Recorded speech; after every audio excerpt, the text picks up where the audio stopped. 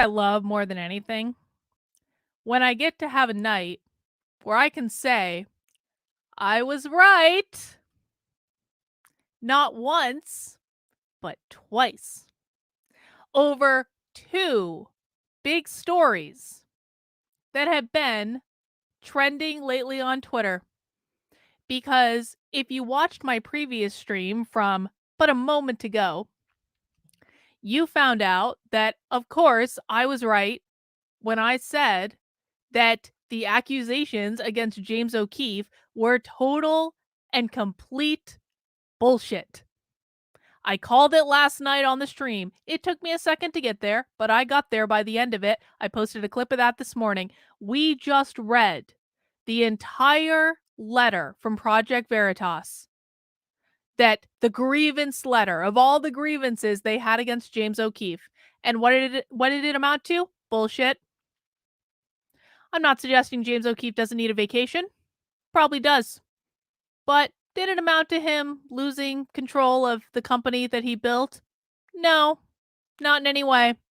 So whether it could be attributed to stupidity or whether it could be contributed to malice, one of those things is true. I haven't completely dismissed the idea that these employees just may not have been in their right head. I have not dismissed that yet. I also think it's very possible that something a little bit more nefarious could be going on. I guess we'll find out in probably the coming days. We'll ask Joshua about it on Tuesday. I know a lot of you just came here from Joshua's stream. I'm really glad you went to support him. That's awesome. And, oh, really? Listen, let me tell you this. The fact that anyone thinks that Chrissy Mayer is worth talking to is just mind-blowing to me. The fact that Tim Pool bent the knee to Chrissy Mayer today and pretended that Chrissy Mayer cares about any of this when Chrissy Mayer is one of the most obvious grifters I've ever seen in my fucking life. Y'all get what you deserve. That's what I'm going to say. Chrissy Mayer doesn't care about any of this. Chrissy Mayer is just using this to attack someone on the internet. She's done it before. She'll do it again. So I think Tim, and if you guys don't know, so we are going to be talking about the Eliza Blue drama. We're going to be doing it. F it. My show. I'll do what I want. We are going to be talking about Shane Cashman's piece part 2 because I thought that the way that Shane Cashman rebuffed all of the people who have been driving all this bullshit from the beginning was beautiful. And this is my second I was right. Because I have been saying for weeks, for as long as this has been going on, this is drummed up nonsense. They're taking everything out of context. They're forming an outrage mob. They don't care about any of this. They just want to cancel someone. And according to Shane Cashman's piece, pretty much everything I said is turning out to be correct.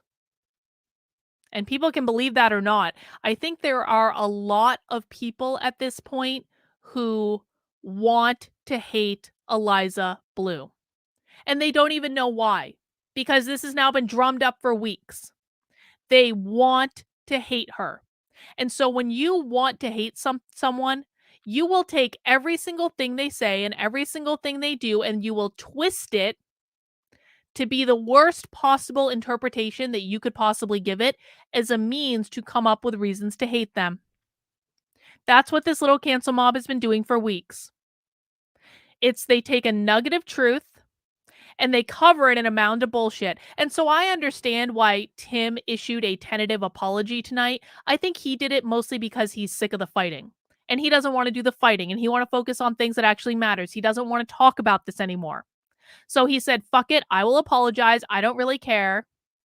And he did. But when he did it, he bent the knee to one of the worst possible people on the internet, who is Chrissy Mayer, who will continue to drum up this outrage bullshit because she doesn't care about any of this. There is nothing that Chrissy Mayer has ever said and done, and people are welcome to contradict me on this. Provide me evidence though, receipts. I don't want reeing and complaining. There is nothing that Chrissy Mayer or the Quartering or Brittany Venti have ever done, or Blair White have ever done, to make me believe that they actually care about any of these things. They care about being famous on the internet, and that is it. That is the extent of it. And if they have to cancel people, they'll do it. If they have to walk over people and lie about people and distort the truth, they will do it in a heartbeat. And if Tim hasn't figured that out, man, you know, that's his mistake to make, I suppose. But what I want to do in this stream is I want to look at some. I'm not going to be able to read the whole article. My voice is going to go, I promise you. But I do want to look at some of the article that Shane Cashman wrote, part 2. And then what I want to do is have a little fun. Because in this article, Shane Cashman does something that was so, so, so beautiful. It was wonderful. It was glorious. Shane Cashman, in his article, basically said, I don't really think that I need to talk to the people who've been drumming up this insanity because I don't really care what they have to say. And it was amazing. And so the Quartering posted a reaction video today, and we're going to watch that.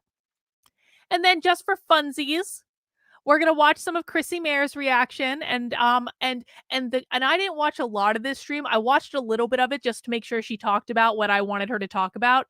The cope was so strong. Chrissy Mayer is so perturbed that she's not getting her way because she's a spoiled bitch who probably always got her way. And oh my god, why isn't Tim covering the story that I want them to cover? I just don't understand. The cope was strong in what I saw. And so we're going to watch a little bit of that too. And just like that, Eliza derangement syndrome was born. Well, newer to that is exactly right. What is going on right now is Eliza Blue derangement syndrome. And listen, I'm going to say this for the people who are about to in my chat, the people who are about to come in, you're on Eliza's side. I'm not friends with Eliza Blue. I have spoken to Eliza Blue once in my life, and that is when she did a private call with my locals community to talk about human trafficking, of which she knows a great deal about. She really does in real life. Guess what, guys? You don't know that much about human trafficking if you haven't studied human trafficking. That's the only time I've ever talked to this woman. Maybe exchange a tweet here and there, whatever. I don't consider myself to be friends with her. I consider myself to be friendly with her. I don't dislike her. And I have been patently disgusted at watching this cancel outrage mob continue to go every single day because Brittany Venti got her feelings hurt. And they can scream censorship all they want. But I know for a fact that these people do not really care about censorship. Do you want to know how I know? Because when my account got permanently banned on Twitter for a month, it was restored. But I got permanently banned on Twitter for sharing government email addresses. Did they scream, censorship, censorship, censorship? Why would they do this? This is totally unfair. No, they celebrated me getting banned. They celebrated it. So these people don't care about censorship. They only care about themselves. And I really want people to understand this. They do not care about censorship. Just because they claim to care about censorship, you always have to look at people's behaviors. You don't look at their words. They will sing sweet nothings. They will tell you whatever you want to hear. But when push comes to shove, they only care about themselves. As long as they are not being impacted, then they don't give a flying F. They don't care. But the minute that it impacts them, oh my god, the world is ending! 3 weeks of bullshit on the internet! Kim, I'm going to tell you right now, this is the type of thing that's going to get you banned in my chat. I'm not doing it today. I've done it too much. I'm not doing it today. Grow the fuck up. Grow up. And for right now, you're getting a timeout. If you come back and continue to whine, you're going to get banned. So that's who these people are. They're selfish mean girls on the internet that are doing nothing more than engaging in a cancel mob. That's it. Hang on.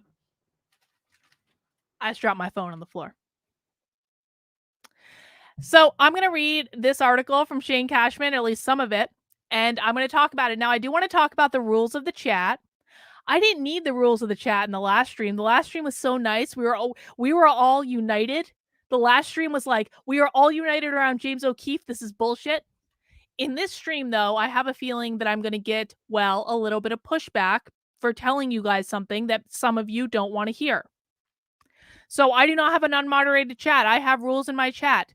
The rules are, number 1, don't be a dick. Don't insult me. Don't insult other people in the chat. And I would really like to not see, oh my god, you're an Eliza Sip, you're an Eliza Sip, me, Eliza's a bitch, Eliza's a liar. I would really like to not see that shit tonight. I don't care. I don't want to see it. I'm gonna respectfully ask that fall under the no whining policy. So rule number 2 is no whining. If you are whining about how much you hate Eliza Blue, guess what? Go watch something else.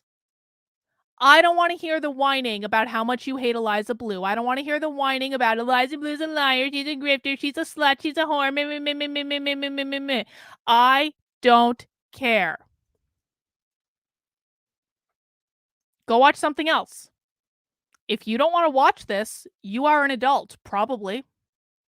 So you can avail yourself of your personal agency and you can go somewhere else. Those are the only 2 rules of the chat. Don't be a dick. No whining. It's pretty simple. If you break my rules, I may give you a warning. I may outright ban you. I also have mods in the chat that exercise their privileges liberally. So let's get started. The first thing I want to look at is Shane Cashman's article. Let me just make sure. Shane Cashman, by the way, is a really great writer. I would encourage everyone to actually read Shane Cashman's articles. We're not going to read the whole thing, but there's a couple things I want to point out. Let's see. At the beginning of this article, if I give you his name, do you promise not to put it in the article? So you know how in Blair White's video, Blair White was like, Eliza refuses to give out the name of the person who trafficked her, and therefore I think that Eliza is a liar. Well, apparently Eliza did give the name of the person who trafficked her. She gave it privately to a reporter who was working on this article so that he could fact check the article. If I give you his name, do you promise not to put it in the article? I promised. I'm not in the business of turning on a source, any source, unless, of course, it involves an imminent threat. I am, however, in the business of doing my own due diligence when it comes to a story, even when it might come into conflict with the reality a source is trying to sell me. Naruto says, we'll watch on playback in the morning. I need to catch up on my sleep. Good night. Good night, Naruto. Thank you. If I got his name, then I'd be able to look up his address. You're the second person I've shared that name with ever, she said.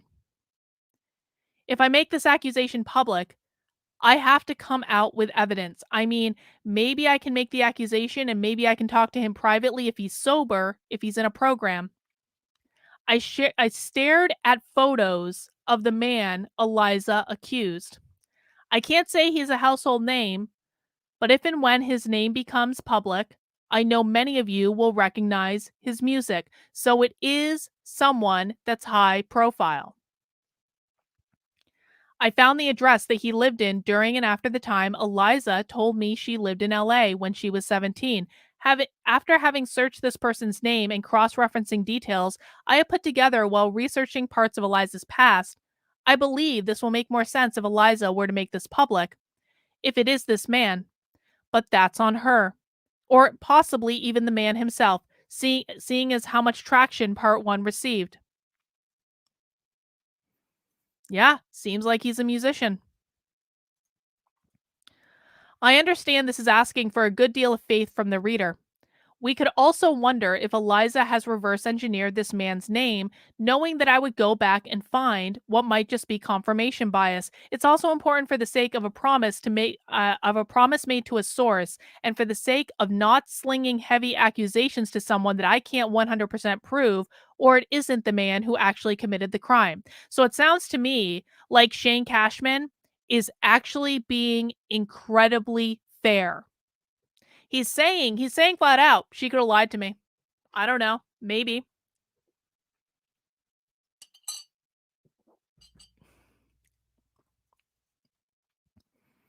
I was reluctant to share that I even know the name. I will be called a liar. I will be accused of the same trickery Eliza is and has been accused of.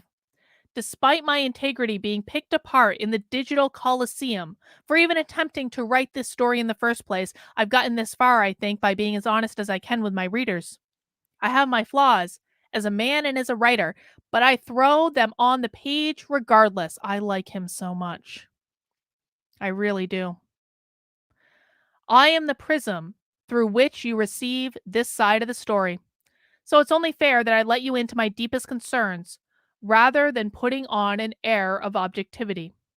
There is no objectivity in much of today's journalism. There is only a mask of objectivity, especially when confronted with the kind of oversized scrutiny I've tripped into here. This is a strange and dark story from whatever angle you're viewing it, and you're watching me attempt to make sense of it in real time, while people with massive YouTube channels breeze over my words, leave out entire portions, pick apart my sentences, read only the comments, and call into question my motives.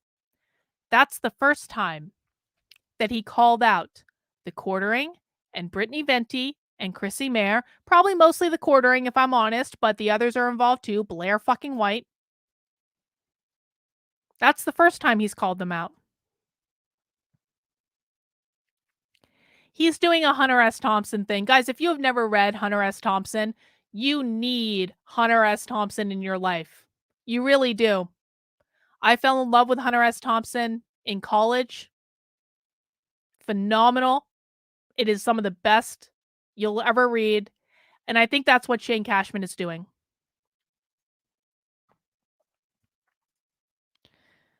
This is new information for sure. Doesn't also prove trafficking. So he's being honest. He's saying it doesn't prove the trafficking.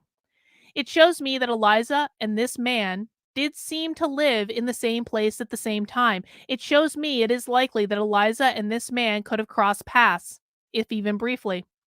Like Eliza said to me, there is no proof of the crime. The only way I can think of this being proven would be an admission of guilt from this person all these years later. The reason that Eliza cannot reveal this person's name is he will sue her and he would probably win. Because if Eliza reveals this person's name and she cannot prove what she's saying, then that's defamation per se, which is really severe. It means he's been accused of crimes and he doesn't even need to prove damages. He can sue her ass into the ground. That's why she's not revealing the name. Or perhaps there could be others who ran in that circle who could corroborate. Perhaps they might see this and choose to come clean or reject it outright. I welcome either. This is what I know. I know a name. I know his age. I know the music he made. I know nearly everywhere he's lived. His LA address when Eliza was 17 was a 3-minute drive from her apartment.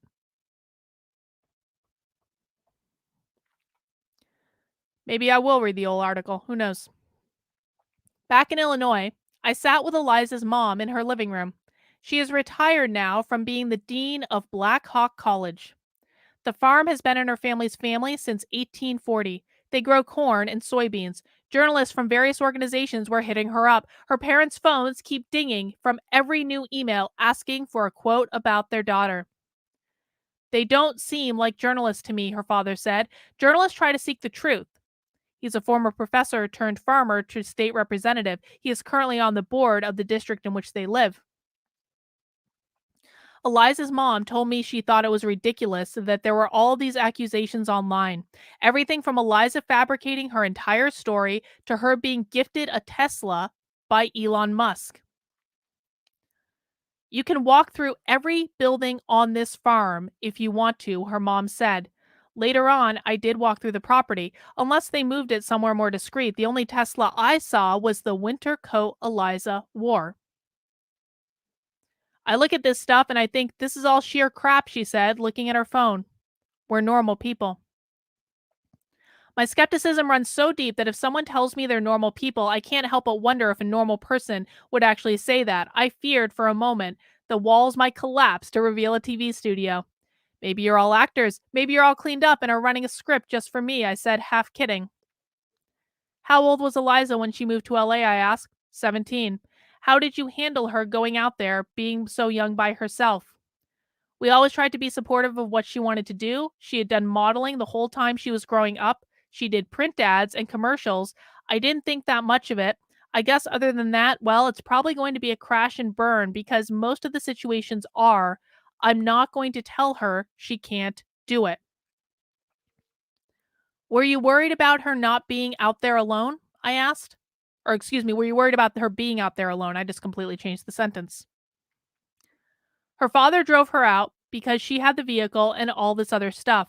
So Rich was there to see the apartment, the neighborhood. So far as being worried, I think any parent would be. Hollywood was pretty gritty, nasty place. You could practically see the Chinese theater from her apartment, she said. How did you find out about Eliza's overdose? You've never met stage moms? This happens all the time in LA. There are motels in LA that are specifically for these moms that drag their kids out to LA.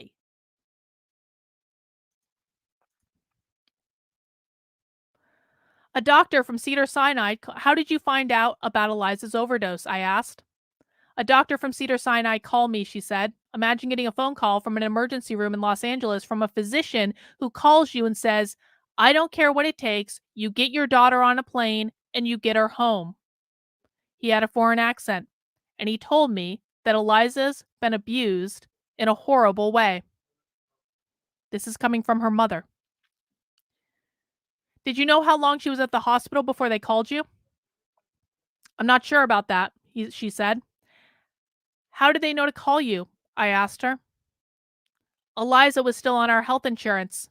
They billed our insurance.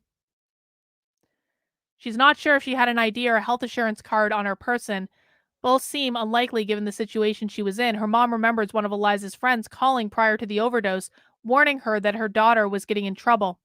It's impossible to say, but the latter seems more likely. It was billed as an ambulance and a rape kit. Her mom reviewed the bill. Given her history in healthcare, she was able to break down everything the hospital had done for Eliza. She was treated for the overdose, and the rape kit confirmed a sexual crime. The age of consent in California is 18. So, what this means is Eliza's mother kept the paperwork and was able to review it to show and prove this part of her story. This is proof that Eliza is telling the truth. I'm sorry, guys, it is. She's telling the truth. And just really think about this for a second. Just really think about this and put yourself in her shoes. Because I've been the target of a cancel mob, and it wasn't even for something near something like this. I know how bad it gets.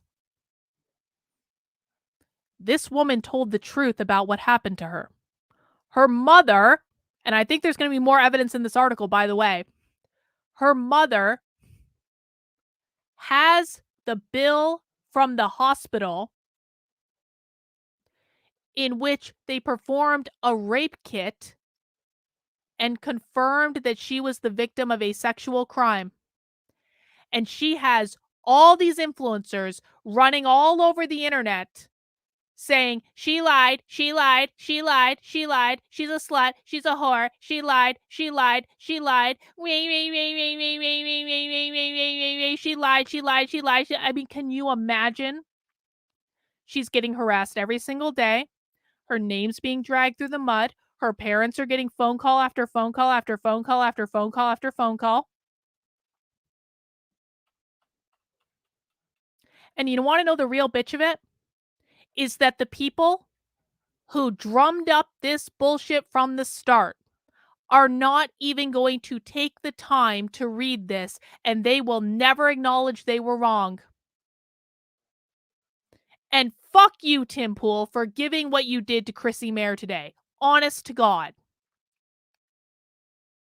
Chrissy Mayer is going to be bouncing around. I was right. I was right. Tim Pool said I was right. I was right. She is never going to read this article, and she is never going to acknowledge that she has been lying about this for weeks.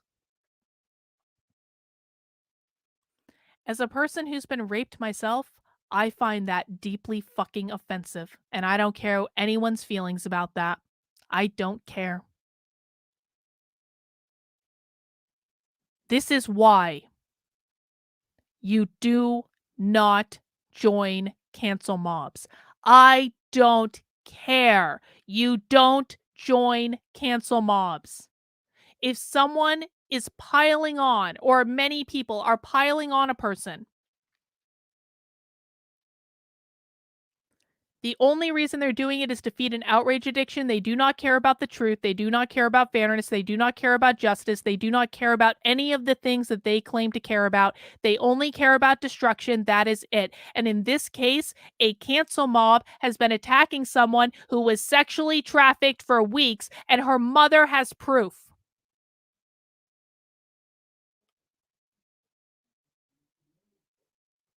Really think about how you would feel if you were in that circumstance. And then you got the plane ticket home. Yes. And I was looking for this, beautiful blonde girl. There's this daughter I remembered. And I'm looking around like, the plane's landed, but where is she? I didn't even see her. She was huddled in one of those chairs outside the gate, curled up in a ball. I didn't recognize her. She was skin and bones. Her hair had been dyed black, and she was sleeping. And it was like going up to a stranger and saying, "Are you my daughter?" Jenny's getting inky with it said, the reading about Eliza doesn't see the harm they are causing other victims. Who would want to speak up if that's how they're going to be treated? That's exactly right. That's exactly right. I don't care that Brittany Venti is still locked out of her Twitter account. I don't care. Because Brittany Venti and the Quartering and Chrissy Mayer and Blair White and all the rest of their merry men have caused irreparable damage to people who have been real victims. Real victims. I am sorry. You getting locked out of your Twitter account over a tweet that you refuse to delete is not going to trump what you are doing to this woman. It's not the same. It is not any worse. How did she respond? She didn't really respond to me for at least 5 days. We had her in the bedroom upstairs. I take food up to her and stuff like that. I'm not a health professional. I knew she was alive and okay, but she was sleeping a lot, not talking. She couldn't write. It took a while getting her back to what we would consider being herself. And you didn't know anything about what she had experienced in LA. At that point, I only knew what the doctor had told me. He also said something to the effect of, in this area, we see this all the time. Thankfully, Eliza wasn't just a number for him. And when she came to him, I understand she went back to LA. Fairly soon after, yes. It's hard to think about anyone letting your child go back to a place where something so horrific happened. Part of the difficulty was she got an apartment out there, she's got a car, and we were trying to decide, what do we do? Do we go back and get the stuff ourselves and bring it here? People will think, how could this happen to a politician's daughter? It could happen to literally anyone, she said, taking some offense to the question. You would be on a stronger ground by saying she grew up in this deeply Christian home. How could this have happened? That could be your argument. When Eliza returned to LA, she joined AA. Her parents would visit as frequently as they could. She went back, we'd open the meetings up with her. She thinks they brought a little structure to Eliza's life that had been fractured. Eventually, Eliza met a man she would marry. This is when she changed her name to Eliza Seep. For all of the people who are complaining about the multiple names that Eliza Blue has had, that is one of the reasons she changed her name. She got married. It happens every day.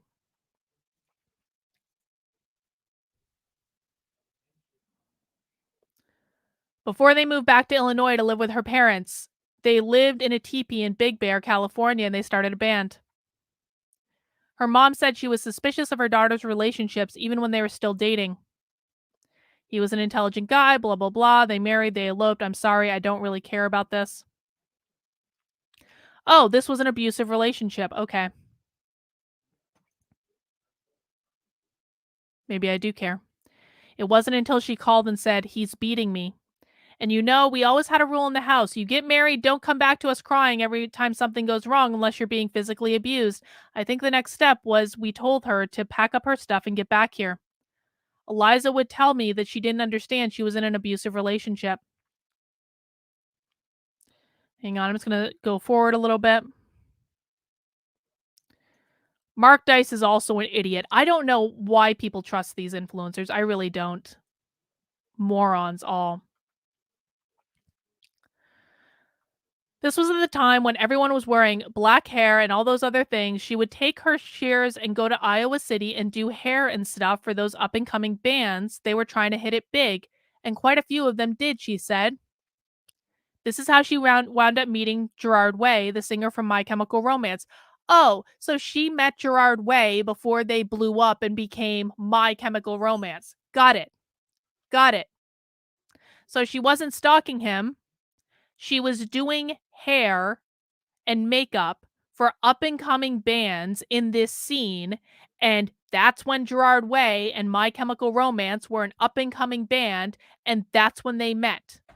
Do you guys see how things can be so easily twisted out of context to make it much more nefarious than it actually was? This is how she wound up meeting Gerard Way, the singer from My Chemical Romance. She started styling the band and touring with them and eventually started a relationship with the singer. And the My Chemical Romance fan base hated her, which makes sense because they all probably had a crush on Gerard Way and they hated that he had a girlfriend. It would make sense that they hated her. She had the thing that they wanted.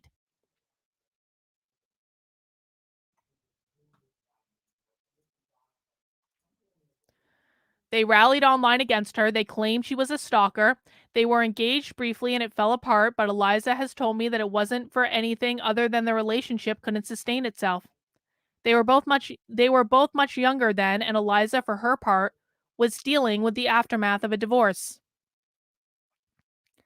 Eventually, she was done with the music scene, maybe because of the way the relationship with Gerard went. Maybe because of the ridicule she received from the My Chemical Romance fan base. She toured, had been to stadiums, done MTV, and to her, it felt like that part of her life ran its course. Everyone also hates Yoko. Exactly. Her mom sat calmly in the living room, allowing me to ask questions about her family that seemed severely personal. She told me it brought her catharsis to talk about these events. It wasn't easy to confront, she said, but it was important. Every time I opened up Twitter, this is what people were tweet screaming into my brain. She's a fraud, a textbook narcissist, an irrefutable, manipulative, compulsive liar, an evil grifter, a Thanos of thoughts, a deceitful daughter of a dirty politician, a willing participant, fake victim, rape enthusiast, sick bitch, the Ray Epps of feds, Elon's concubine, fame whore, clout chaser. Others were still claiming that she had her tentacles so deep inside Twitter, she is acting as some sort of shadow CEO. She has short hair like Elon's mom, so others could see this as a reason Elon was bending to her will. They demanded that she must come forward and admit she's a total con, that her entire family is in on it too. They want her to accept punishment. It's almost like they're a woke cancel mob. Shane Cashman has correctly identified that this is a woke cancel mob. They wanted her to accept punishment. Some are calling for jail time. They're saying I will be swept away in the fallout of her going nuclear. I could sense that Eliza was growing impatient in her silence. She didn't have to wait for me to attempt to share the story. And like I told my editor in chief before I got on the plane out here, it's very possible I will write a story that will make Eliza want to go scorched earth on me. I'm just collecting answers, shifting through what feels right and wrong, true and false, and turning to research to see what does or doesn't add up. I could sense her impatience because she said, "Honestly, I like you, Shane, but I don't need Shane Cashman to tell my story.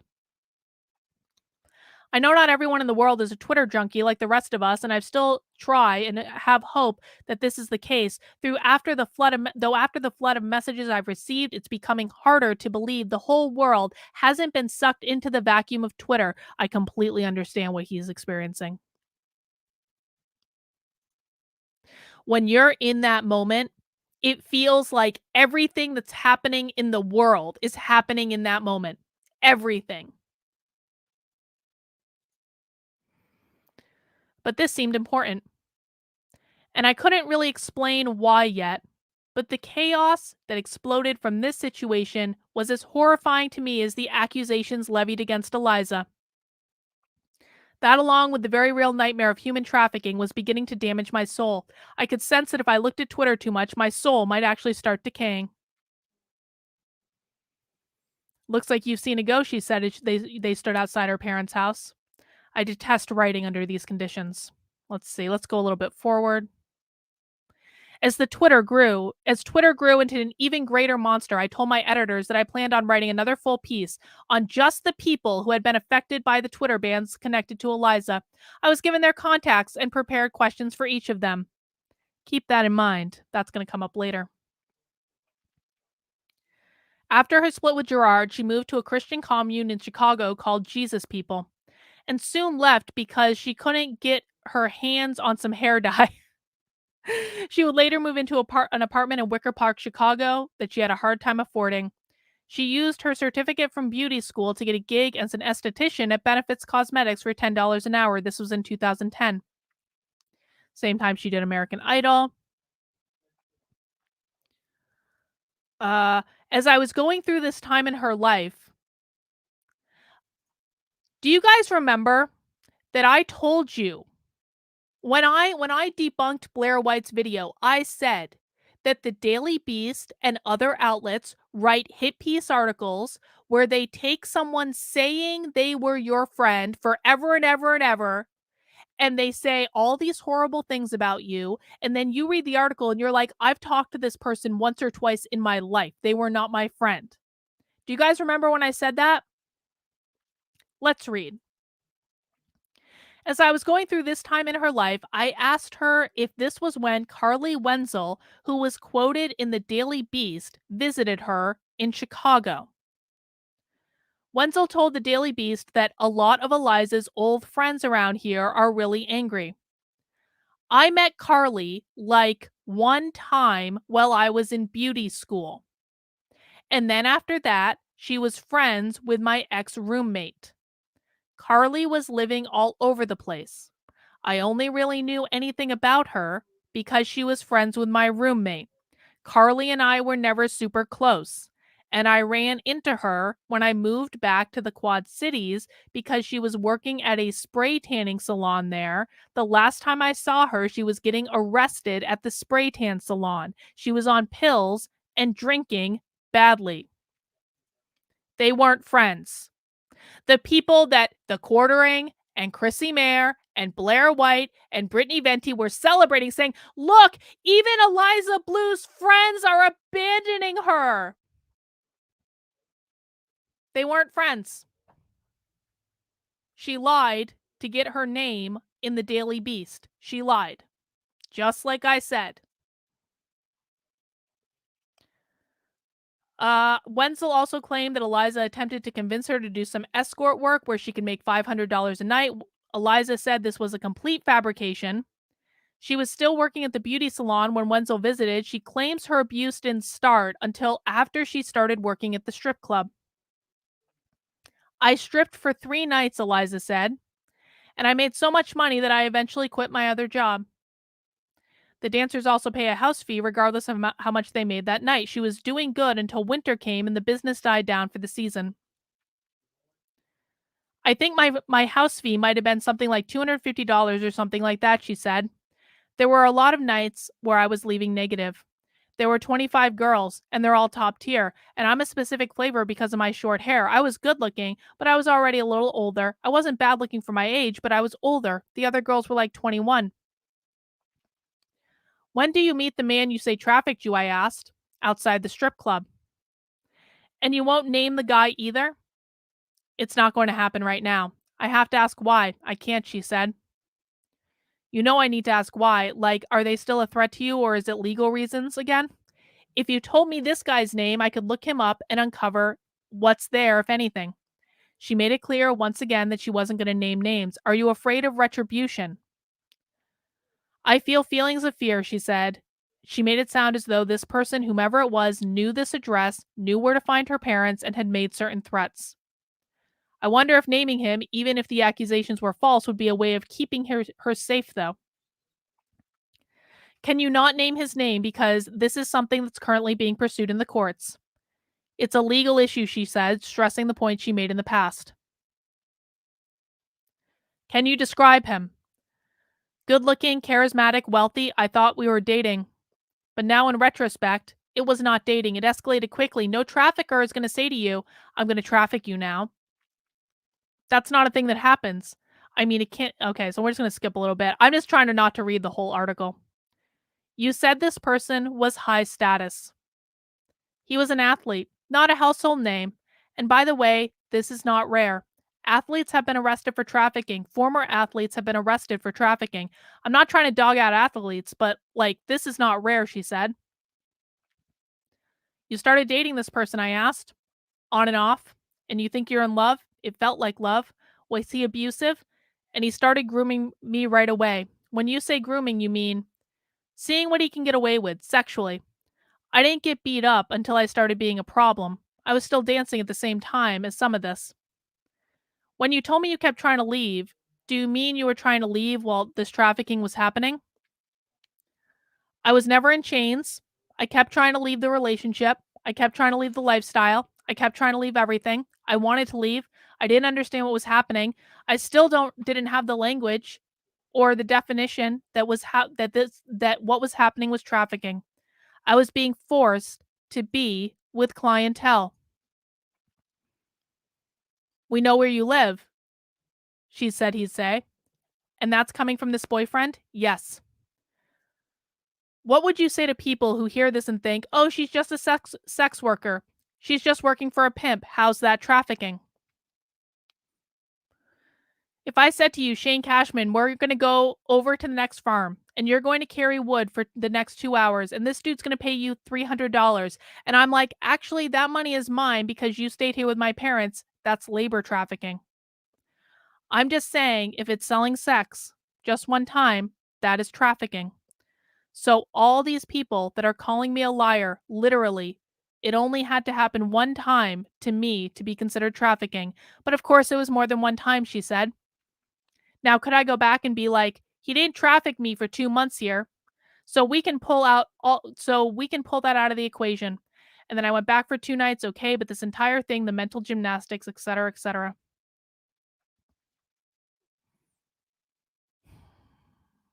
I'm just going to skip ahead a little bit. Let's see. Then she reached out to this service. After, when she finally started to get away, she reached out to this service to help her. And they talk about that.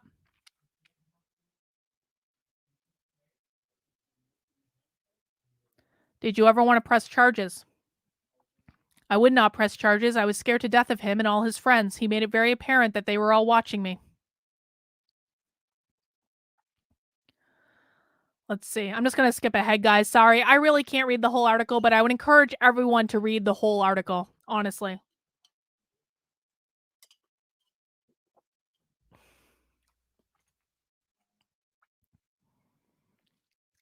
Eliza remembers the white van rolling up to her apartment in Chicago that rescued her.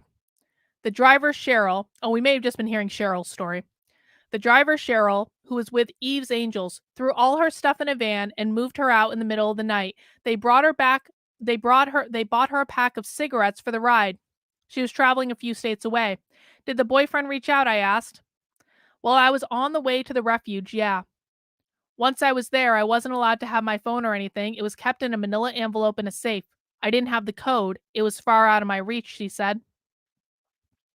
I've never dealt with my own trauma. I told my first advocate, Cheryl, all the worst things, things I would never have told anyone, but I did. I told her, and she was like, I'm just going to let you know that you don't have to identify this way, but I just want to let you know that by law in the United States, you would be considered a victim of human trafficking. And I was like, no. I thought human smuggling was human trafficking. I thought she was crazy. She had to literally break down everything for me, and eventually I could understand. You're done with your boyfriend after this? I asked. No, I took a Greyhound bus to Chicago, and that was a few months later. Did you bounce from the safe house recently? Or excuse me, did you bounce from the safe house secretly? I missed him. I thought I was in a place with all this love and food and new friends, and it was a beautiful environment. It looks a lot like this, she said, pointing out the window to the vast landscape. Let's just skip ahead a little bit.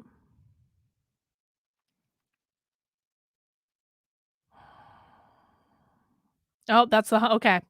There are multiple videos of you circulating the internet that seem to be in conflict with this trafficking time in Chicago. There's one where you talked about being offered $150,000 for sex. I look at those videos and I see that I'm drunk, possibly high. I agree. I thought that she looked on something in that video. Not myself. I'm not the same person that's sitting here right now. I see those videos as a legit cry for help. Do I know if I was trafficked that day? I don't. I don't know. But something was going on behind the scenes. I have also repeatedly admitted that I had full blown Stockholm syndrome. I was never in chains. I actually went to the police department a few times in multiple places to report stuff. I was never welcomed with open arms. But at the same time, I was running for cover from my abuser. If anyone's in a Christmas picture with your husband, you think then everyone must be fine at home. It's absurd. It looks like you were doing some type of cam stuff at the time, too. If I'm being brutally honest, I don't know. I wouldn't be shocked, right? But I don't remember. There's a lot of things I don't remember, which has clearly not helped me. He used whatever he could to advertise and sell me. All I know is that everyone who knows me, who's watched it, is like, you are gone. I don't want to watch it. I don't want to see it. I'm not ashamed of the old me, but I don't want to live there in the past. I am so beyond disgusted with the internet right now. I thought that this was going to be a relatively fun stream where I was going to revel that Shane Cashman was going to slap down the quartering and Chrissy Mayer. And god damn it, we're going to get to that. But I find myself to be particularly disgusted at the fact that it seems like she was telling the truth all along, and the internet lied and distorted everything. They lied and distorted everything. And I really hope that people learn from this, because this stuff happens every day. It's just in this particular circumstance, the thing that they happen to distort and lie about was one of the worst possible things that can happen to a human being, and they've been doing it for weeks in public, in front of everyone. And they have no remorse. They have no shame. They won't take the time to read this article and to see that there's evidence that they're all wrong. She will never get an apology. She will never get an apology from any of these people. I can tell you that from experience. I have been canceled by people multiple times where they were ultimately proven wrong, and I have yet to get a single apology out of it, even though they fucked with my life.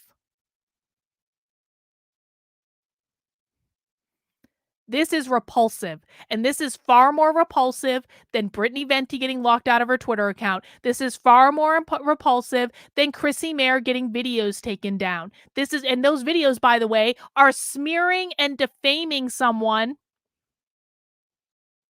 So I don't feel sorry for her.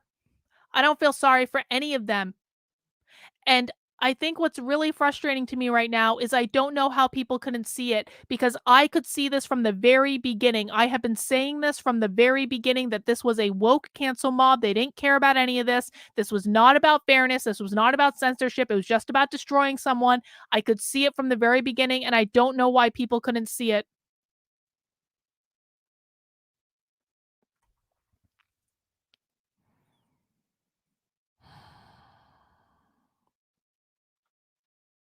She talks about the video, the music video.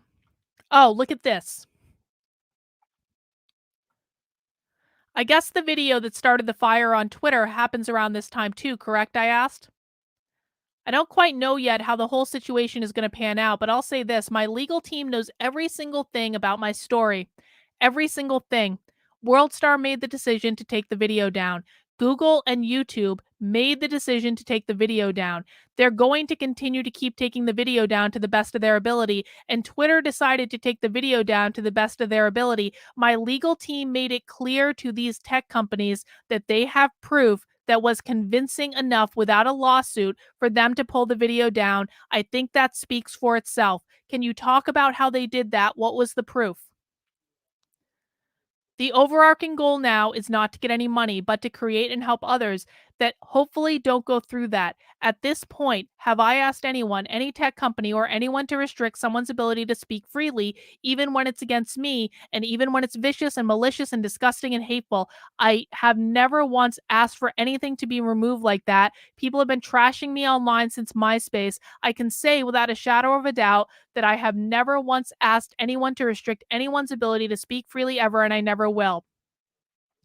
Eliza shared a case number with me that her legal team shared with WorldStar and the tech companies.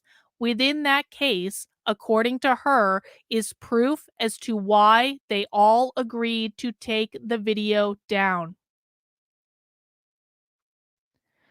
So I am going to bet that what happened with that video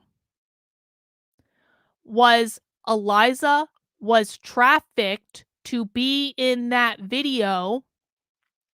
So even if WorldStar did pay her, the money didn't go to her. It went to the person trafficking her. And she had no idea what was going on, probably because she was drinking and on drugs out of her mind and doesn't remember what happened. But if they have a legal case that they are presenting to these tech companies that is resulting in the video getting taken down, I would bet all of the money in my bank account right now that what that legal case is Eliza Blue was trafficked to be in that video,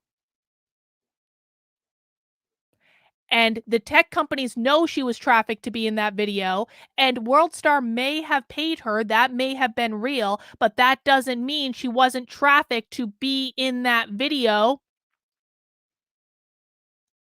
And she was drugged out of her mind, which I think is pretty obvious when you watch the effing video.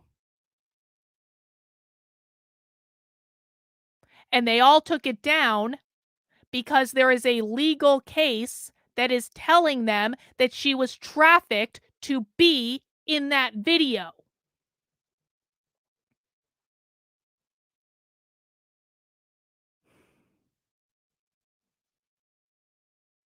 I gotta be honest, I was one of the people that got like a privacy takedown notice, and I was pretty pissed about that. My video didn't get taken down, but I was pretty annoyed, and now I no longer feel annoyed because now I realize what happened. I thought that she had done the video voluntarily. She was trafficked to be in that video. That's why they're all taking it down. No, this is not when she was 17. This was the second time. The first trafficking was when she was 17. This comes later. This comes the second time she was trafficked.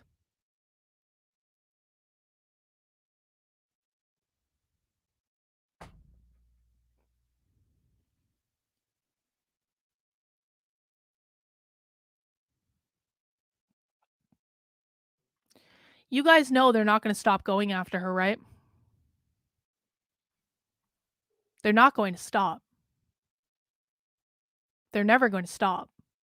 Her name has been dragged through the mud over this. Tim Pool just issued an apology over this, clearly having not read and understood Shane Cashman's article.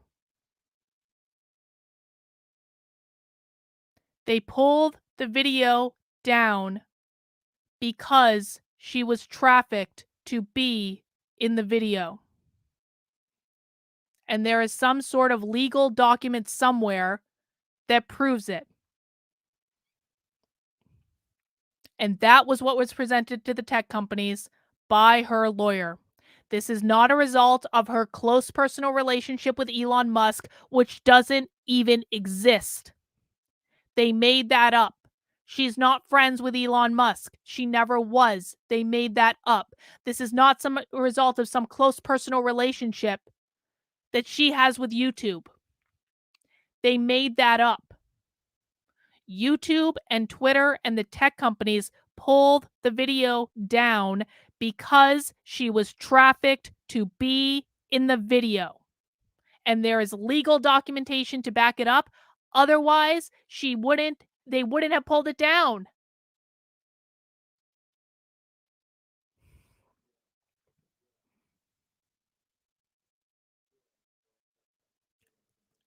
I am sick to my stomach over this.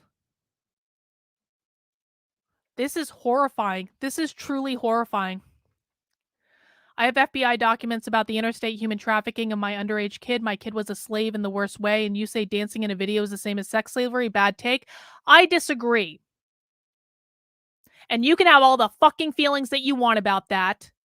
If you are comparing cases to say my trafficking was worse than your trafficking, you are a shitty fucking human being that hasn't really come to grips with what you allege happened to your kid. Because if what you're saying is accurate, I would think that you wouldn't wish this on anyone. Go fuck yourself. Thanks for the money. That's how I feel about that. I am not playing around with this anymore. This is ridiculous.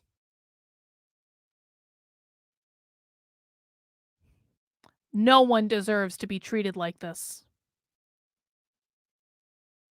No one deserves to be treated like this.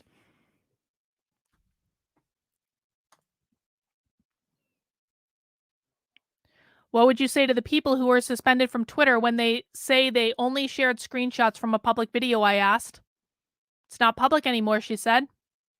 Right, but before all this, it was public. In that context, I could understand how someone would be confused. I would appreciate if they would have asked me privately. I understand that maybe they thought it was public. It's not anymore.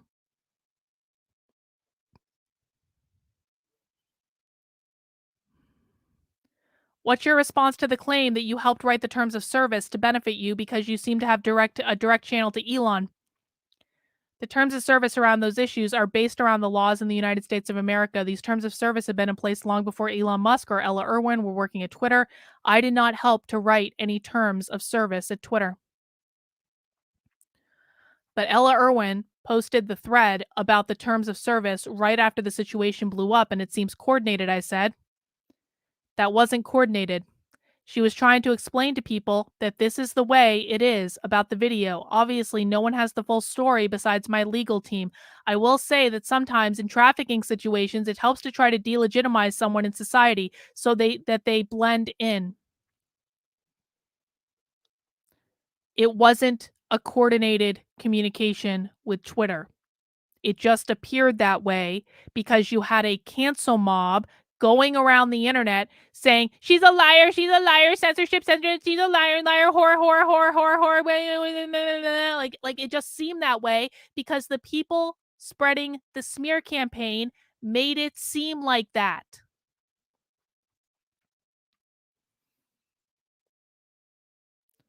What about when people say you direct message the world star hip hop person on Instagram? Do they have a video of me, like, DMing him? Was I trained to write that? Was I trained to run cover? Did I pretend to be happy? This and that? Was I trying to give a false narrative to protect my abuser? I do want to say something for the record. I'm not accusing World Star Hip Hop of trafficking me. She's not accusing them. She's saying that the person she was with sold her to World Star Hip Hop. It is entirely possible that World Star Hip Hop did not know what was going on. I'm not accusing the video producer or his awesome girlfriend that were there that day of trafficking me. I don't know how much they knew or didn't know she was trafficked to be in the video.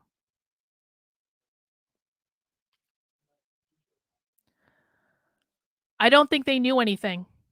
And I will say this for the record, which I might shoot myself in the foot and regret later on. But I have no desire to sue WorldStar because literally the second they were told what was going on, they pulled it down. The statement that WorldStar Hip Hop released essentially said that they paid her for the video, which was true. Just because they paid her for the video does not mean that she wasn't sold to be in the video and WorldStar wasn't aware of what was going on. And then as soon as they became aware in the process of this whole bullshit smear campaign, they pulled the video down, but also wanted to release a statement basically absolving themselves of wrongdoing because they didn't do anything wrong. They didn't know what was going on at the time. So no one is accusing them of anything. But the person that was trafficking Eliza sold her to be in this video. And that can be true without WorldStar knowing what happened. And as soon as that was presented to WorldStar, they took the video down while releasing a statement absolving themselves of any wrongdoing, which I think is a completely understandable thing to do. But Eliza Blue was trafficked to be in this video, and that is why all the tech companies are pulling it down. That's why. She was trafficked to be in the video.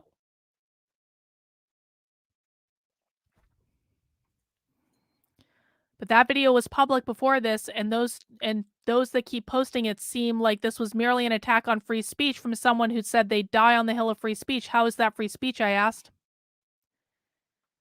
If you can't tell the difference between the human rights violation of human trafficking and sexual exploitation and free speech, then you have a bigger problem than worrying about where my principles lie. I'm so radical about free speech. I'm radical to the point where I stood in October in front of the Department of Justice and said, if it's a choice, and this was in Fox News, I think there's a video of this at the Free Assange rally. If it's a choice between free speech and the government, we have to lose one. If one has to go, it's not going to be free speech.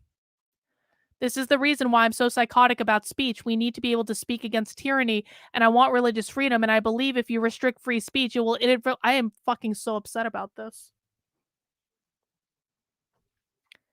She may not have known it was up. She may not have known about it. I am beyond upset about this. God damn it.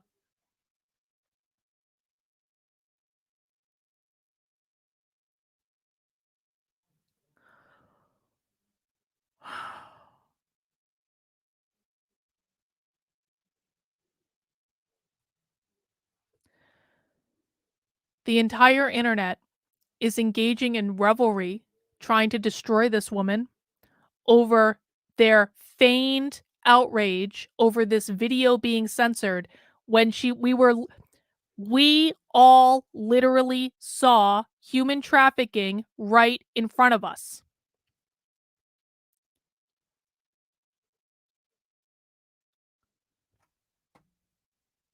You need to catch up.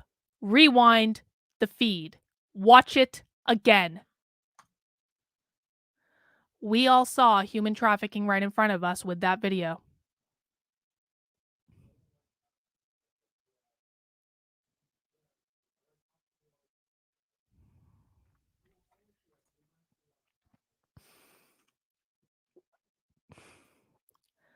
I'm an anarchist. I'm an anarcho-capitalist, to be specific,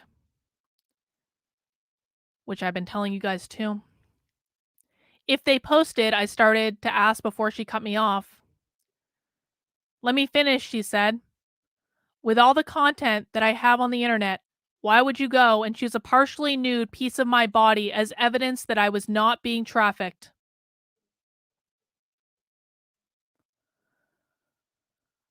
Would you have felt different if they chose to use other screenshots from the video? I wouldn't have gone about it in that way. You know, I would ask questions. Anyone can ask questions. You're sitting here asking me questions right now, but that's not really asking questions. And she's right. That's not really asking questions. Is Nick Ricada on Nick Ricada's online? I'm gonna send Nick Ricada a super chat. Hang on. Hang on. I'm sending Nick Ricada a super chat right now.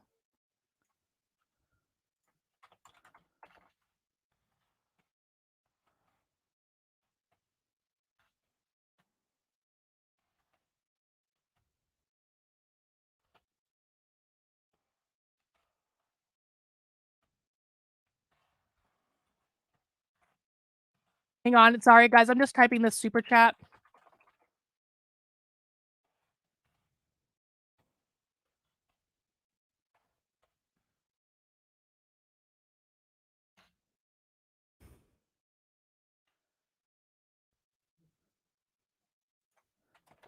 It says Shane Cashman's piece was said Eliza Blue was trafficked in that video. There's a legal case that was presented to the platforms.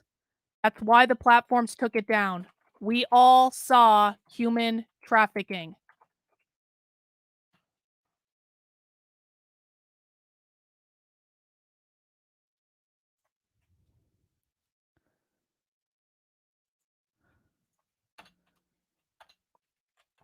Hang on. That's why they took it down. WorldStar did not know. Eliza was sold to do the video. Shane Cashman's piece says Eliza Blue was trafficked to be in that video. There's a legal case. There was a legal case. Hang on. I'm just making sure I'm getting it. There was a legal case presented to the platforms. That's why the platforms took it down. WorldStar did not know Eliza was sold to be in that video. We all saw human trafficking. I'm sending that super chat in right now. Just processing it, guys. The easiest way to hide something is to have it in plain sight. This story is so sad.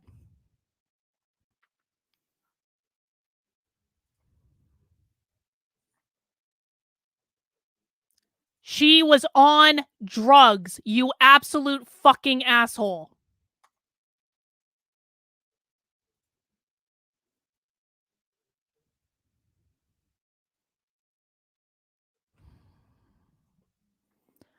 I don't want to hear any reeing about your disdain for Eliza Blue tonight.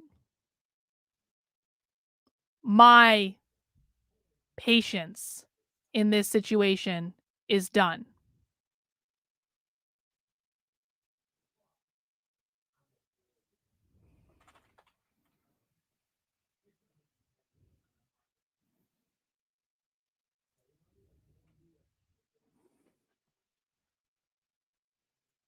And of course, in Nick Ricada's chat, "Oh my god, Carlin's a grifter. That was disproven." I hope Nick Ricada talks about it. At least it's something, man. At least it's something.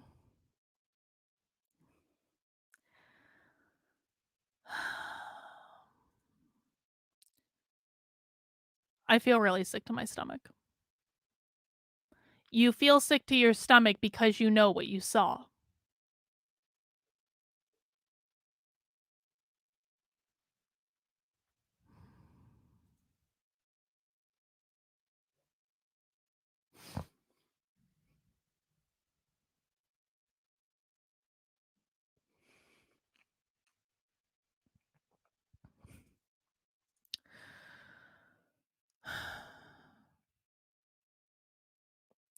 At this point, I'm assuming someone will release something even uglier at this point now with all this stuff and let me exclude the WorldStar video from the specific point, but someone could release a video of me getting punched in the face and sexually assaulted and passed out and choke out. And I will not try to get it removed from the internet because there's no point. I can't even control my sexual exploitation I'm way more interested in working with the tech companies than being caught up in legal for the next 7 or so years. I don't want to work with Google to try to figure out solutions without violating. God damn it.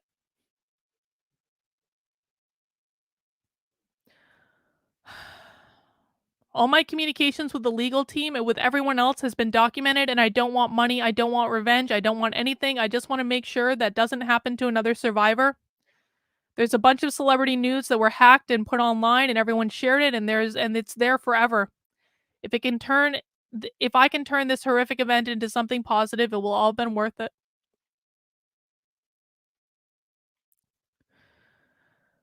The video getting pulled down, the Twitter suspensions, one could argue it created a Streisand effect, I said. Fear of the Streisand should not determine whether or not a survivor tries to cover themselves. Yeah, she's right. She's right. Yeah, like, literally, like, totally cover their body, so I get it. It's not. Once again, it's the Streisand effect. Perhaps more people have seen the imagery and the content after all this. If everyone can just get their hissy fit about me out of the way, I can continue my work.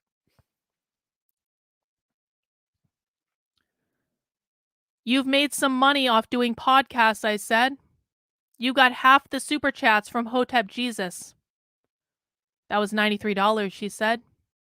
She pulled up the receipt with the date. I'm not selling a book. I'm not doing a documentary. I just wanted to be an advocate. I didn't even want to be a public survivor advocate. I told you all that. God damn it. People get to this part of the story and they say, she's only saying this now because Elon Musk was following you and I guess he unfollowed you last night, I said. He's not following me now? She asked. He's never followed me. He never followed me on Twitter. There's a bunch of articles and big accounts saying otherwise, I said. Elon Musk was never following me, she said. I would have thought he had, though, I said. Show me when he followed me. He never followed me.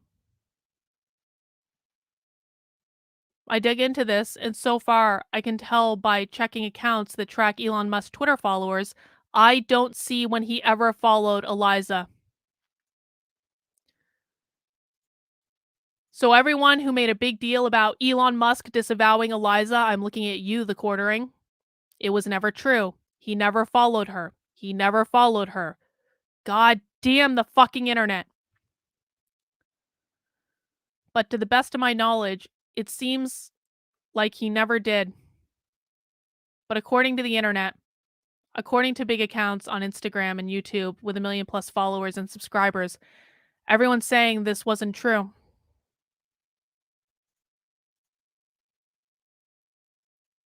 That's just great.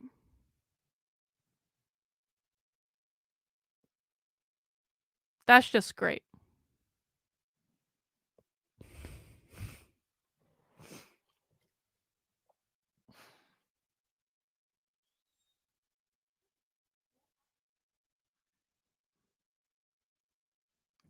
Fuck the internet. Honest to God. This is so fucking disgusting. There was a lot of noise happening online. It made a lot of it made trying to understand reality really difficult. On one hand, Eliza's own sense of time has been warped because of, as she says, the drugs, the drinking, the abuse. Someone might argue that there are major gaps in her story because she's lying.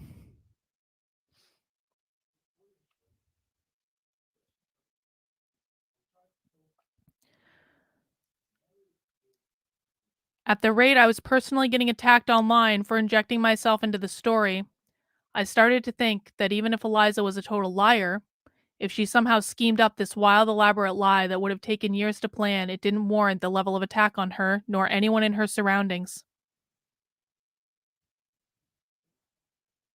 This is when I started to realize that a lot of people making the most noise about Eliza's story were truly useful idiots. They became the tools of destruction rooted in absolute ignorance, disguised as a moral authority. There was that sense of doom again, the sense of a modern war which isn't always as grand and sweeping as Hollywood's vision of war. The worst starts as a seed planted deep within the darkest parts of our brain, and it grows until some people can't distinguish the voice of manufactured hate from the voice of their own supposed reason. The very criticism should be levied at me too. I have been under relentless and ruthless attacks on Twitter.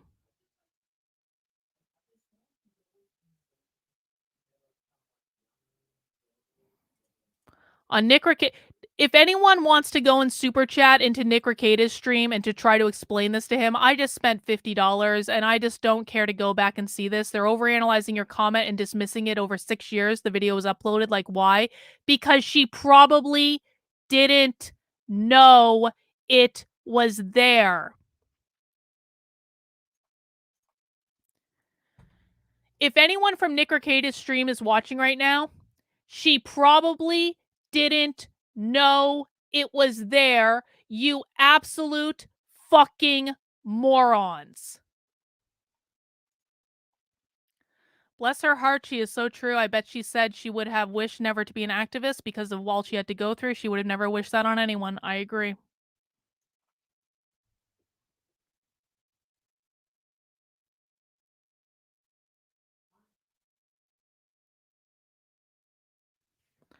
I hate the internet. I hate the internet with a passion that I can't even express.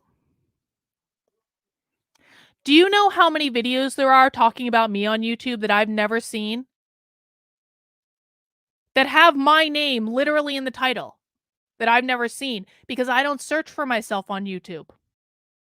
Why would I do that? There are people who have taken all number of things out of context that have lied up and down the internet. Like, it makes no sense for me to search on YouTube for videos with clips of me in them or about me or whatever the fuck. So I just don't do it.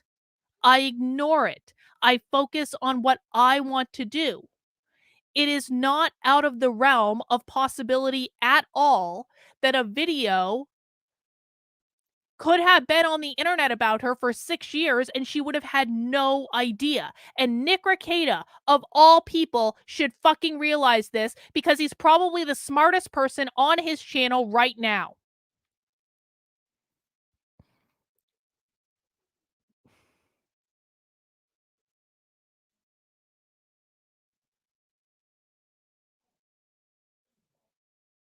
She looked like she was on drugs in that video. I always thought she looked like she was on drugs in that video, and I didn't say anything because I wasn't sure. She definitely looked like she was on drugs in that interview.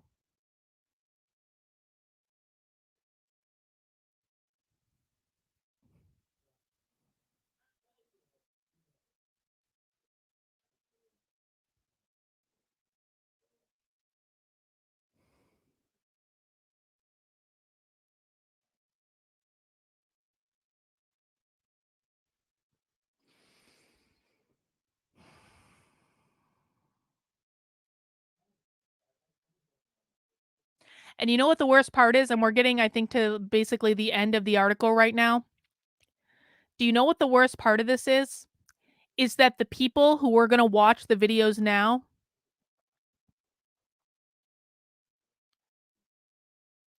the people whose videos we're going to watch, didn't even bother to read this article. They just focused on the part that was about them. They didn't even bother to read the article. And I admit, earlier today, I hadn't read the article yet either. I am reading this for the first time right now. This is why I'm so upset. And if I had read this article earlier in the day, as I probably should have, but I just didn't have time because it was a busy day and I didn't have time to fucking do it, I skimmed through it. I didn't fully process everything that was in it.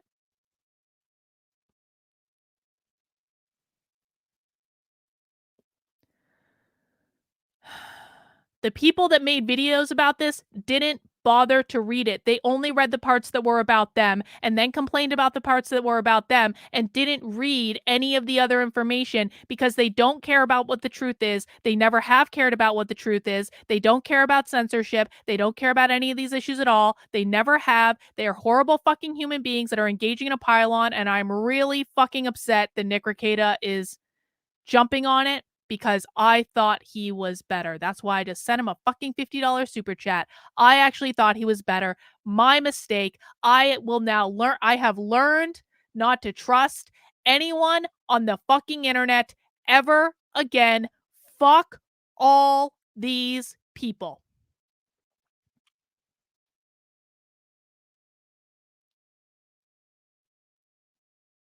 This wasn't hard for me to deduce what happened. And it seems as though maybe I really do have the smartest community on the internet because my chat got it right away. The people who were here got it right away.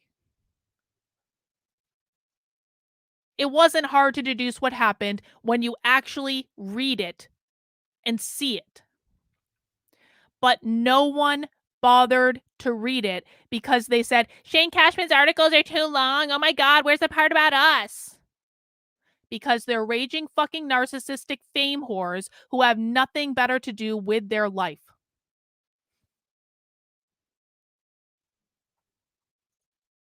She did name names.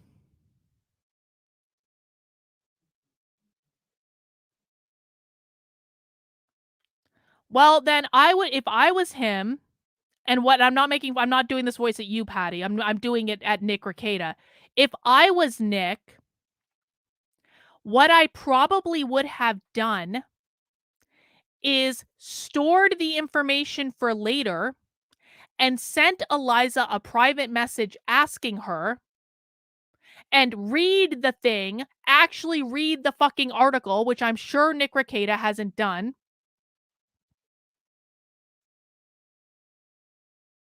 and become a little bit more educated about what actually happened before I make fun of a victim of human fucking trafficking on the internet. And there were questions in my mind too, whether or not she was telling the truth. I'm going to be honest. There are no longer any questions. She was telling the truth.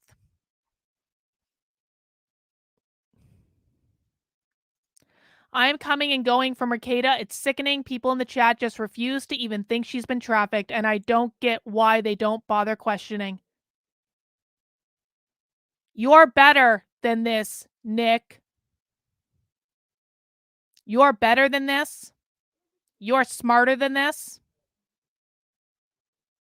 I knew your chat was full of raging fucking retards, so that doesn't surprise me at all that your chat is fucking retarded. But you're better than this. And now we have people coming over here, and for all the people in Nick Rekieta's chat that are coming over and waiting the 5 minutes so you can chat in, I will be blocking you immediately, so you might as well just scurry back over to Nikki and chat there, because I'm not dealing with this shit.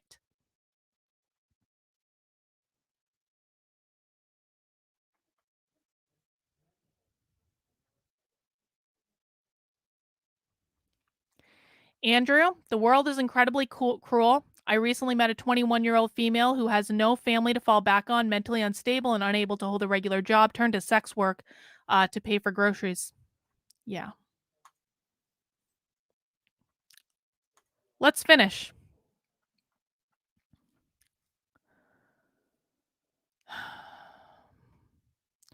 We have encountered, and Nick Rekieta is now in this category. Congratulations, Nick. I will be blocking anyone who wants to get smart about this immediately. So you guys are wasting 5 minutes of your life waiting to get subscribed to my chat, because as soon as you chat in going, which is exactly how you sound, by the way, I'm going to block you and it will be removed immediately. So run along, bitches.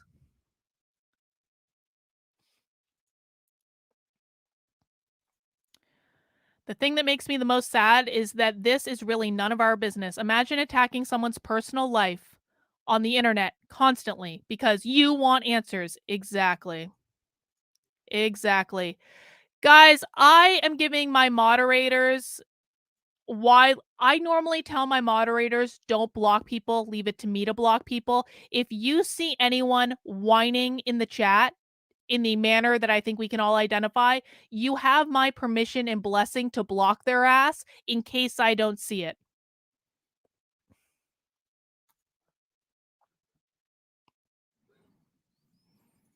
I mean, he can send his mob all he wants. He just reveals himself for what he I'm so fucking disappointed in that guy. Because I think he's legitimately funny.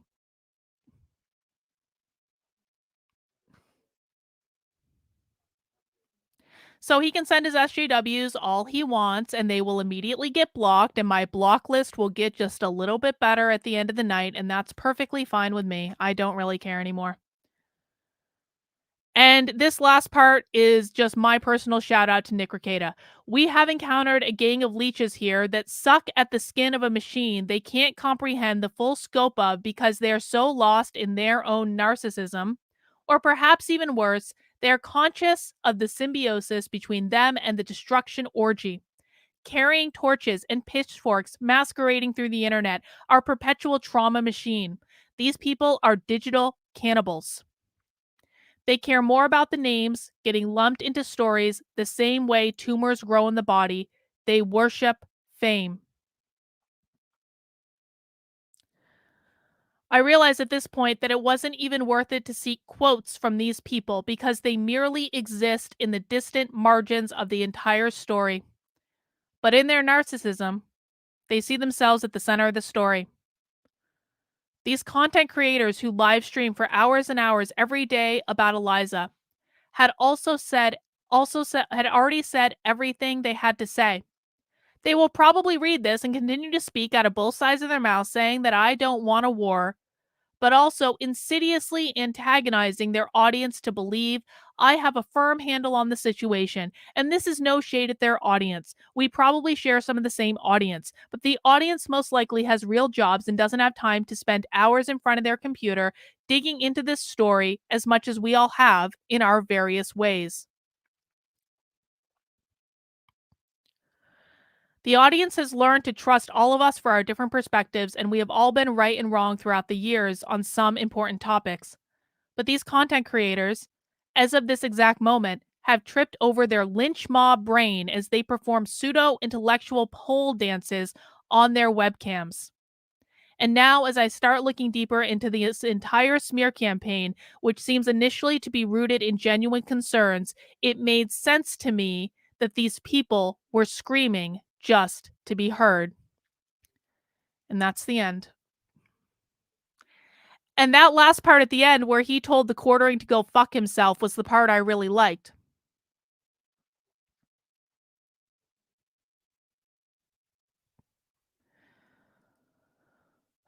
Genuine question. I haven't seen the video, but would the early Britney Spears video fall into the same category? I think Britney was trafficked by her parents when she was far too young.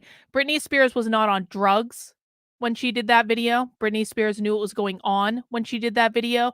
So I suspect not.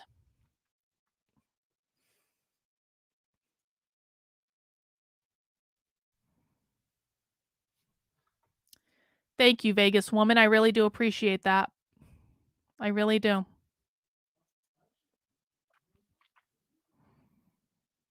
Guys, I hope that everyone that's watching will send Eliza a positive message of some sort, either tag her on Twitter or reply to her or something like that. Or if you can DM her, send her a DM saying, I'm so sorry, or, like we see what's going on. Please send her those messages. I've been on the receiving end of cancel mobs, and those messages really help. When they happen, they really help.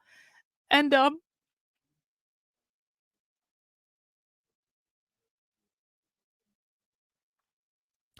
I feel really guilty that I questioned her. I really do. I feel really guilty that I questioned her because I did.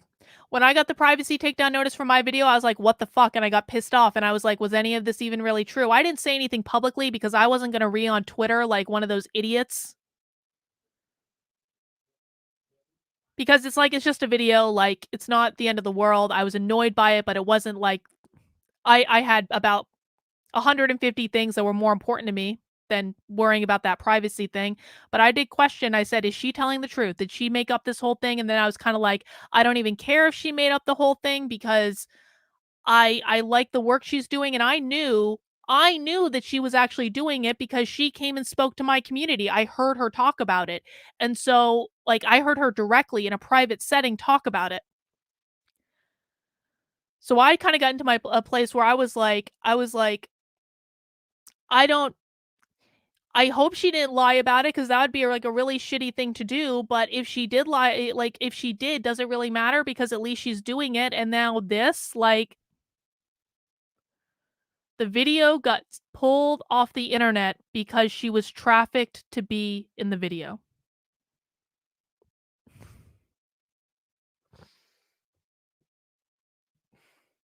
And she has been on the receiving end of relentless attacks for weeks.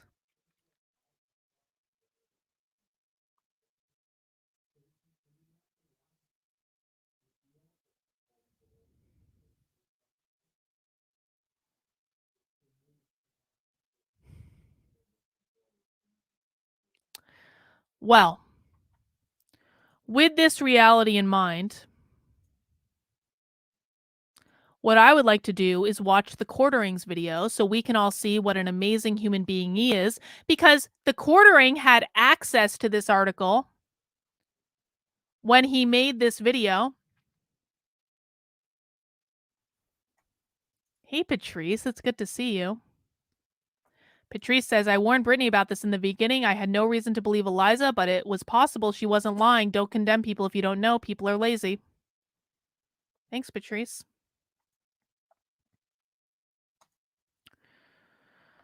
Don't feel guilty. Questioning everything is important. It's unfortunate, but the only way to survive in your sanity, I just don't know how people couldn't see it.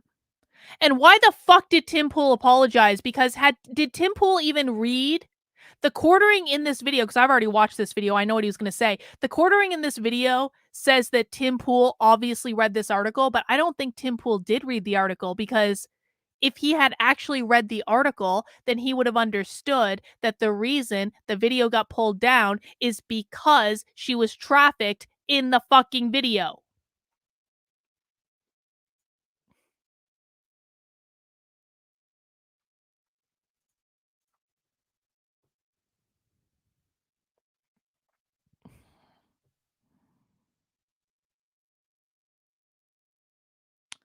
Let's see what the Quartering had to say about all of this, shall we? What's going on, everyone? Jeremy here from the Quartering, and I definitely wanted to respond to some of the things that Tim claimed about me yesterday, in particular calling me the Young Turks, but the Young Turks of the right. But it doesn't matter. I need to get back to the actual issue that matters, and that is, this particular individual using Twitter, locking people out. People still remain locked out. There are dozens of creators that are either banned or still locked out of their accounts, and we need to continue to apply pressure. Now, part 2 of Timcast news reporter Shane Cashman's report came out yesterday, and after about 35 attempts at getting through it, I found the last couple of paragraphs were particularly interesting. So the Quartering is pretending that he read the whole article, and he took him 35. I read the whole article in one sitting, Jeremy. I even read the whole article out loud in one sitting when I was already losing my voice from being sick. It took you 35 tries to get through the article? Oh my god. But what did you focus on? You focused on the end of the article and only the parts about you, and not any of the actual content. They seem to address me specifically, Brittany, and other YouTubers, and deriding them, calling them names, calling them irrelevant, calling them like cancerous. And I thought, wow, what a great turn here. What an interesting turn. How the table turns turntables or whatever. Like, so I'm just going to respond to the article, and in particular the pieces where he insults several other creators.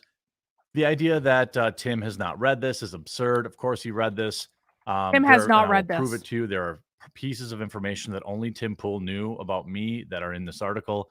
So Tim absolutely contributed to this article, but it's not about Tim. Okay, it's about, yes, I'm going to clickbait his name because now I know it bothers him, but it's also about his writer. So, um, I think you have this situation where I've been told that he is a quote gonzo journalist. Apparently, that means you bore everyone to death with endless exposition in your articles. Perhaps, Jeremy, you should have actually read the fucking article instead of just skimming it. No. It wasn't actually just endless exposition. It was actually fucking context. He's making your case for you. Sick. Yes, he is, and he will continue to do so. This is going to get worse. Like I said, I've already watched this. Where a news story is like a book, like 80,000 words is a book, but he calls creators, there are many paragraphs here. He wrote, at this rate, I was getting personally attacked online for injecting myself into a story. I started to think that even if Eliza was a total liar, if she somehow schemed up this wild and elaborate lie that would have taken years to plan, it didn't warrant the level of attack on her nor anyone in her surroundings. What he's saying here, what he's admitting here, is that people were mean to him on the internet and therefore he no longer cared about the truth. That's what he's saying. People were mean to him online, so he no longer cared. Nope, that's not at all what he's saying.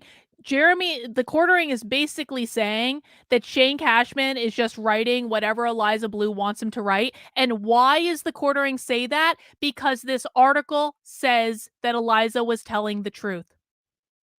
So now Jeremy, getting caught in his fucking smear campaign, has to twist this in some way to make him seem like the good guy and Eliza to continue to be like the evil bitch.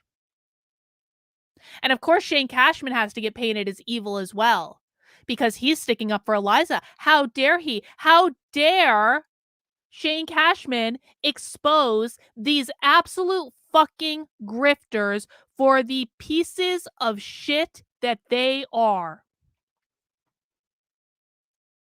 He was just doing it because it was bias. He just didn't care about telling the truth anymore.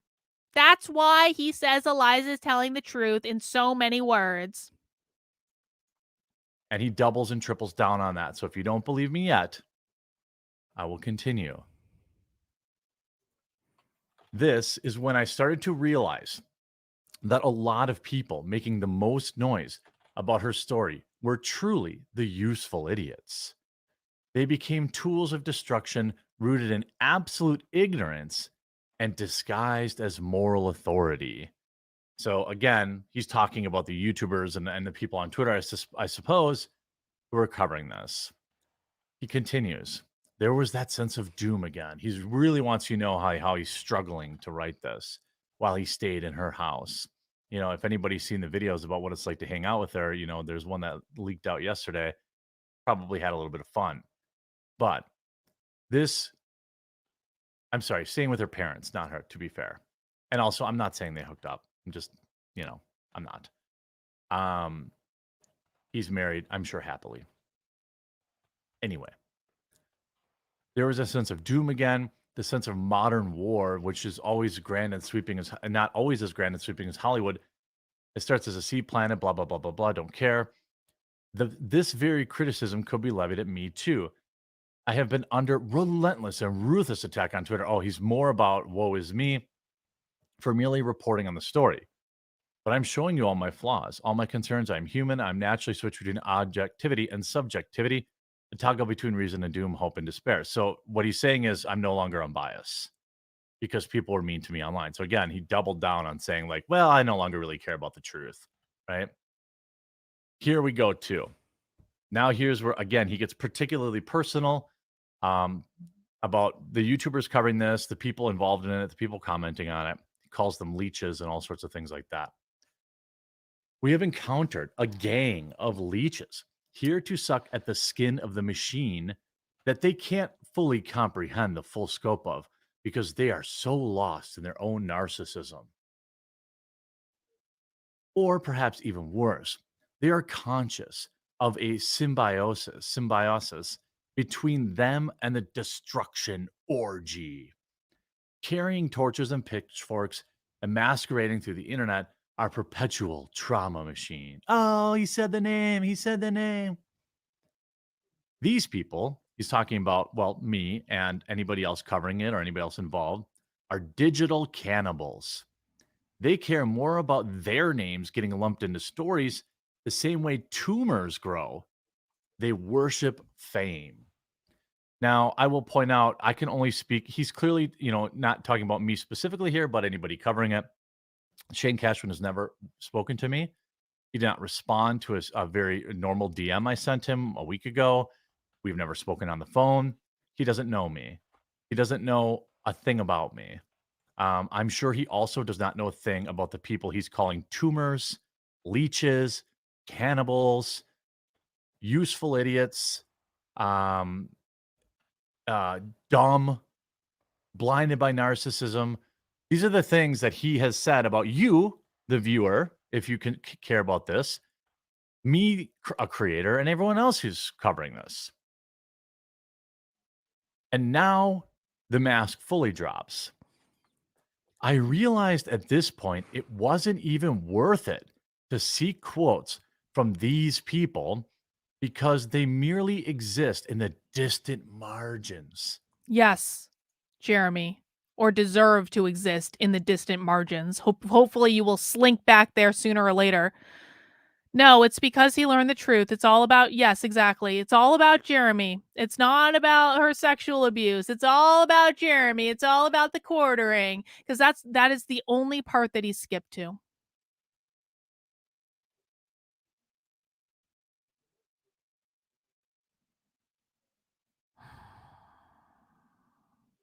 No, I don't think Tim read the story, because if he read the story and he understood what the story was saying, he wouldn't have apologized.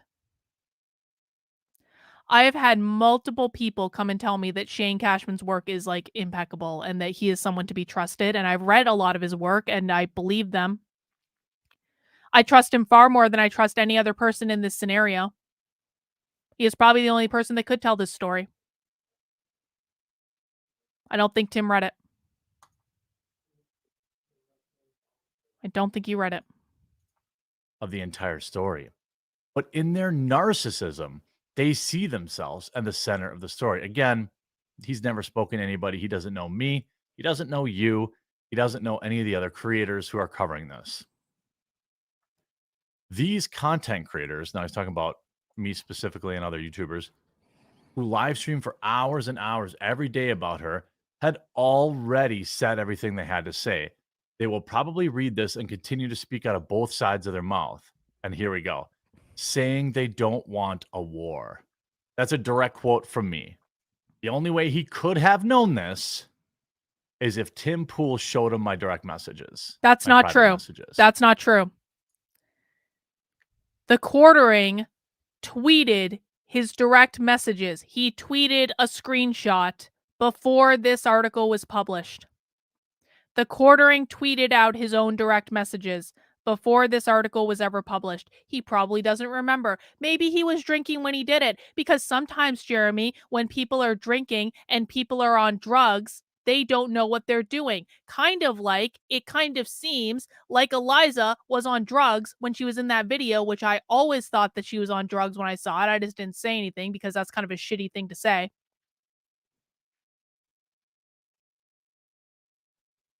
Maybe Jeremy just doesn't remember that he tweeted out his direct messages days before this article was published, which means there's going to be time to go back and edit it.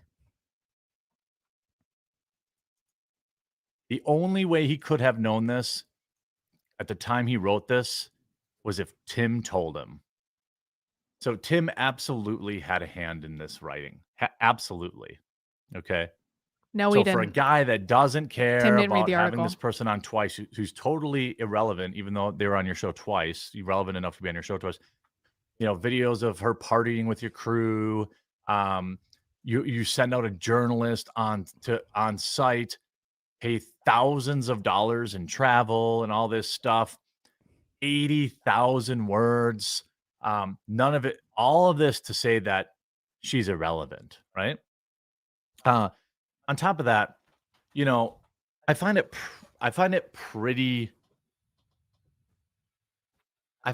curious that he had room to write 80,000 words about this and couldn't spare a few words for quotes from people who are affected by her. Do you know why he's not sparing space for you, Jeremy? Because he doesn't think that anything that you could possibly say is going to be different than what you have already said publicly.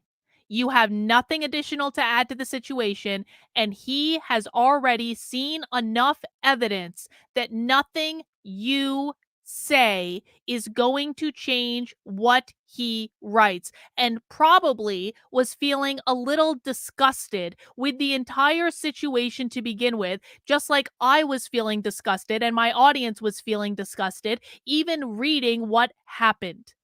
Because Shane Cashman has actually seen the evidence. You have not, because you didn't even bother to read the article, much less search out anything on the internet that actually resembled evidence at all. I have been saying from the very beginning of this that everything these people were presenting was circumstantial evidence at best, that they were twisting out of context to mean things they didn't mean. Not a single one of them presented evidence to back up any of the claims that they made. Not a single one of them.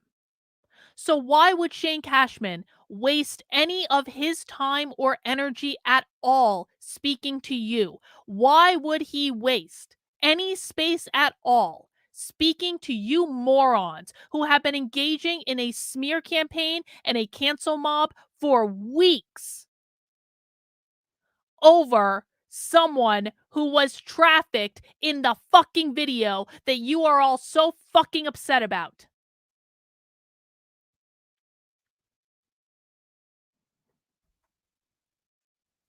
Censorship. At no point does he mention anybody who's currently locked out of Twitter because of her narcissistic behavior, her false flagging.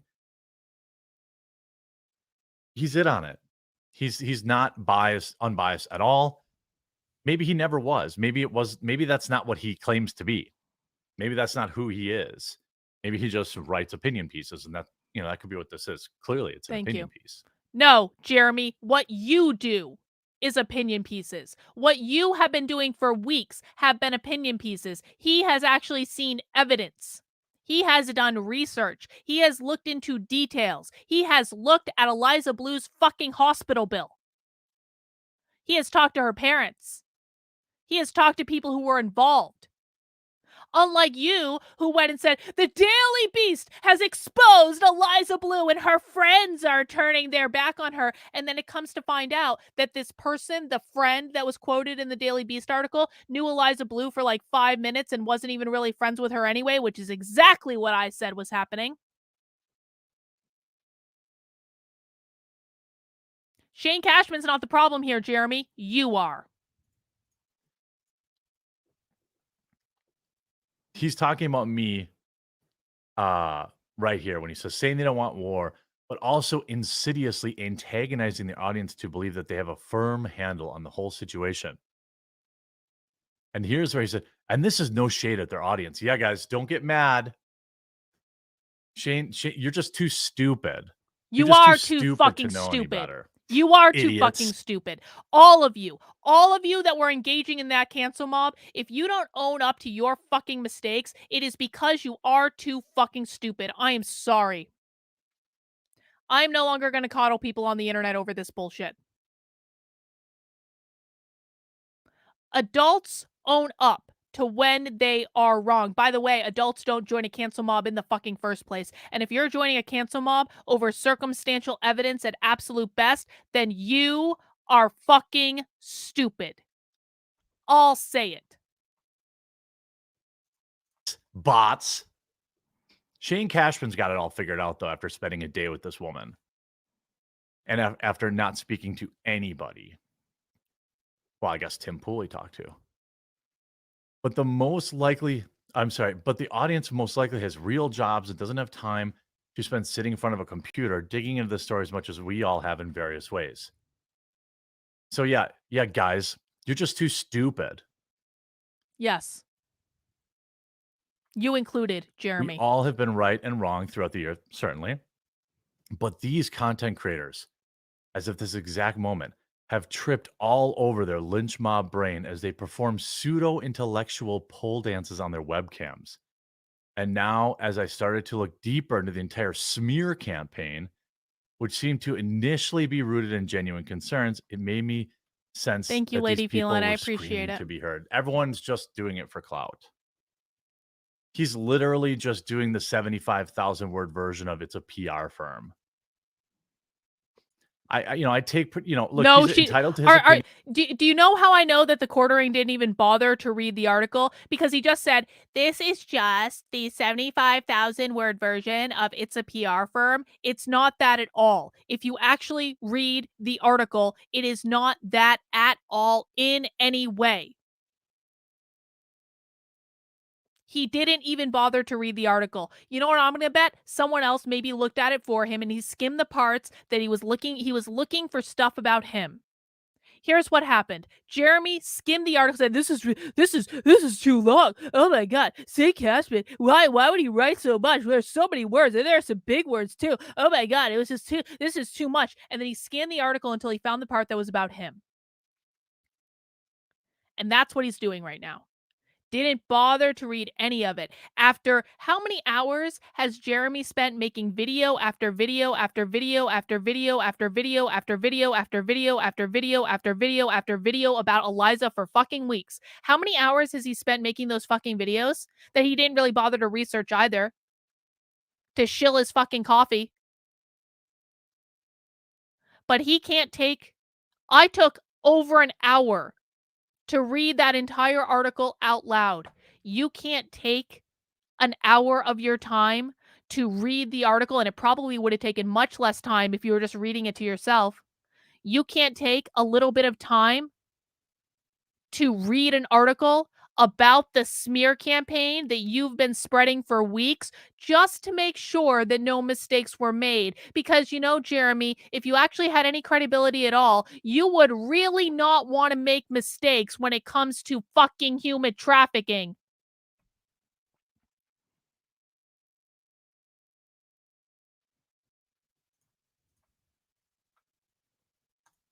Mama Tembo, all these online influencer culture warriors seem to be falling prey to the same self-indulgent and duplicitous mindset that they pretend to find so abhorrent.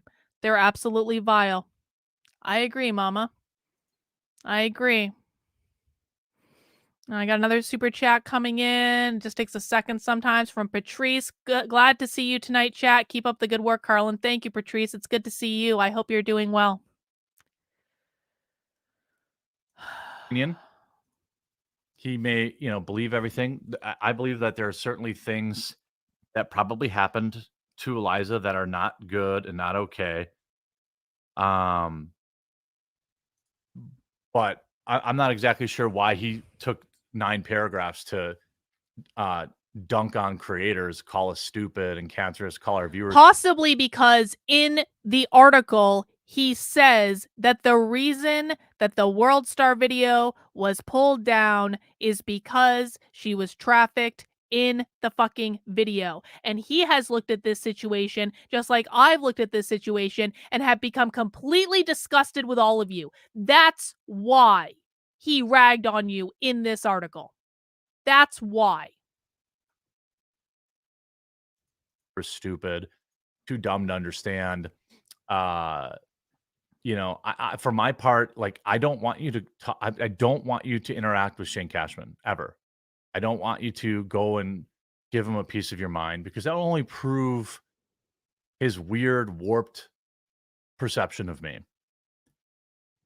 I didn't need to cover this story to quote unquote build my YouTube channel. I already have nearly 1.5 million followers. Not the point he's making, Jeremy. None of them were probably brought in. Hardly any of them were brought in by covering this. In fact, I lost subscribers over covering this. So this idea that I'm only in it for clout or whatever, what clout? It ended up leading to a very messy divorce from Tim. It ended up having our fans feel like they had to choose side. Our viewers, I'm sorry, feel like they had to choose sides. For my part, I'm not sure what you think I got out of this. Sure, I had some epic live streams about it. I did financially benefit from it, but I could have live streamed about I anything. hope you really financially benefited My from live those streams about this epic topic live weren't streams exactly, that you like, had massive. dragging It's a not like I had woman 30,000 people who watching has me. been I had about the trafficked same on the normal fucking audience, internet. maybe a little bit more. But that was also fueled by, you know, people wanting dirt on Tim versus the quartering and all that kind of stuff. So I think that I hope the epic streams were I don't worth think it, there's really any Jeremy. point if there is a part 3, which I don't know. He doesn't seem to indicate. You can see the flushing sound is you hear Shane Cashman's credibility going down the crapper. Look, for 80,000 words, he never even bothered. He never even bothered. You know, he never bothered to even ask anybody who is sure. Maybe he didn't want to, you know, talk to me. But I mean, he could have looked at my Twitter files thread, which had irrefutable evidence of her timeline, right? He was fine to go and talk to her and her parents, who probably are so snowed by her stories too, and they just want to support their daughter. You know, I'm not going to dunk on. I'm not going to have a problem with a parent believing their kid. He alleges With receipts. that she told him literal a name, receipts. but then that he didn't share it, and just that he found out that he lived in that area at that time. So I could name people that lived by me too. That doesn't mean they trafficked me. This whole thing was an absolute. So Jeremy just skipped over the whole part of the article where her mother is talking about having the receipt from the hospital in which there was a rape kit, and she was called by the doctor to say, you need to get your daughter home because she was the victim of a sex crime. He skipped over that entire part of the article.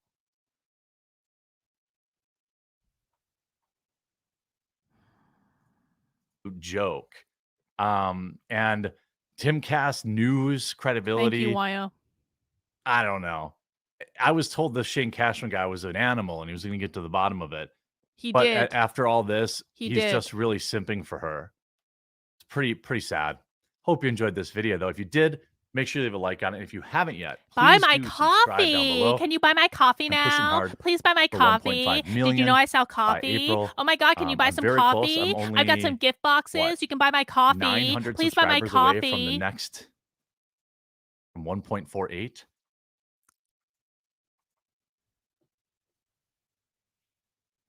We're not going to watch Chrissy Mayer tonight. I'm not putting myself through that. I'm not doing it.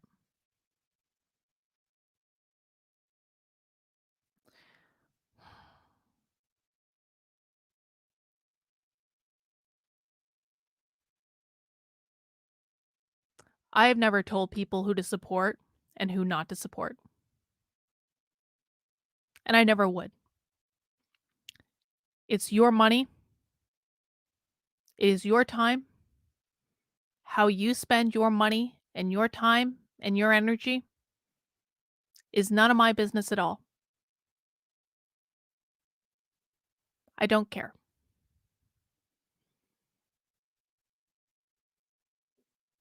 But if you're supporting people who would spend weeks spinning up a cancel mob, dragging someone's name through the mud, someone who has been through horrific life experiences, that they're celebrating canceling her, they're making a ton of money canceling her, they're selling products canceling her, they're having a great old time, they're ignoring any evidence that contradicts their stories, they're not doing any real research, They're not questioning their own confirmation bias, probably because they're not smart enough to even do it. If these are the people that you feel are worthy of your time and your attention and your support, you don't belong on my channel. I am saying you have to choose. I am. Tonight, yeah, I am. You don't belong on my channel. And I understand that some of you may have followed these people for years. I understand that some of you may have an affinity towards these people. I get it, man. I do. But if this doesn't churn your stomach, what has happened over the past several weeks? And no one put the brakes on. I tried, but I'm one person and I don't have the followings these people have. Because I piss too many people off when I tell them the truth that they don't want to hear. And I'm perfectly fine with that. But there weren't enough people pumping the brakes. There weren't enough people saying, stop. There weren't enough people saying, you don't have any real evidence. There weren't enough people saying, are you really sure about this? Because all of this evidence seems kind of circumstantial and there could be explanations for all of this. There weren't enough people pumping the brakes, and this woman has probably been put through absolute and total hell because all of these people wanted to have a field day engaging in a cancel mob to make money and destroy an influencer on the internet that they were jealous of because she got close to Elon Musk. This all started because they were jealous that she got Elon Musk's attention and they all wanted it.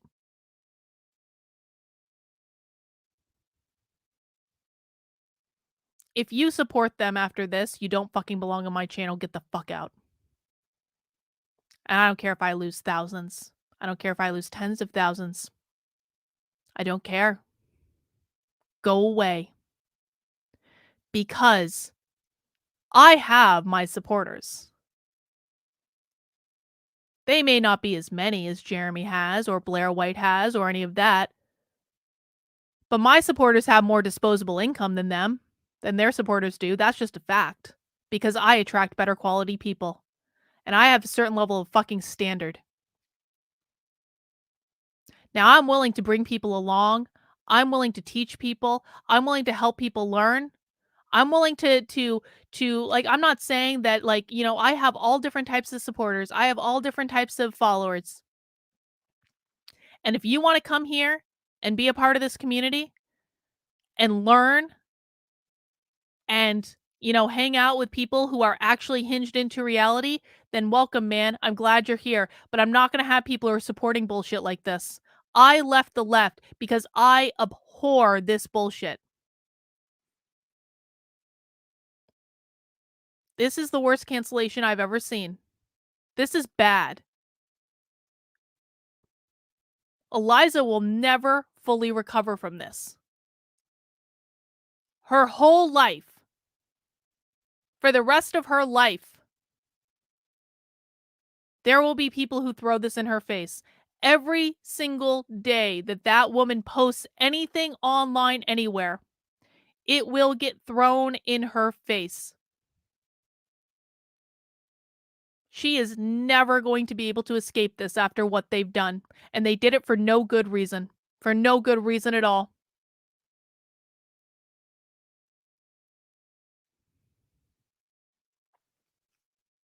If I wake up and I've lost thousands of followers, I don't really care. Because standing up for what's right is more important and what's happened is wrong. It's really fucking wrong. And no one stopped.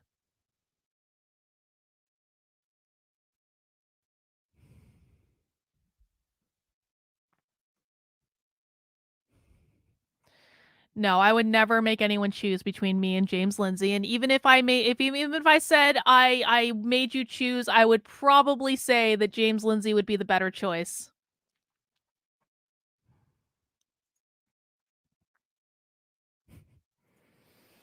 Mama says, "Here's the thing, Carlin sees her subscribers and community as people, and she sees Eliza as a person. Tim Pool and the Jeremy don't see people, they see money, and that should be reason enough to leave them." I really appreciate that, Mama, and I think that that's very true. That's true of a lot. That's true of a lot of them. You know, engaging in garbage content, it's fine. Listen, we have our fun on my channel. I do drama content, I do low-level content sometimes, I do, because I enjoy it. And I think it's fun, and I have been interested in the human dynamics of this situation from the very beginning, but, it's fine to enjoy garbage content every once in a while.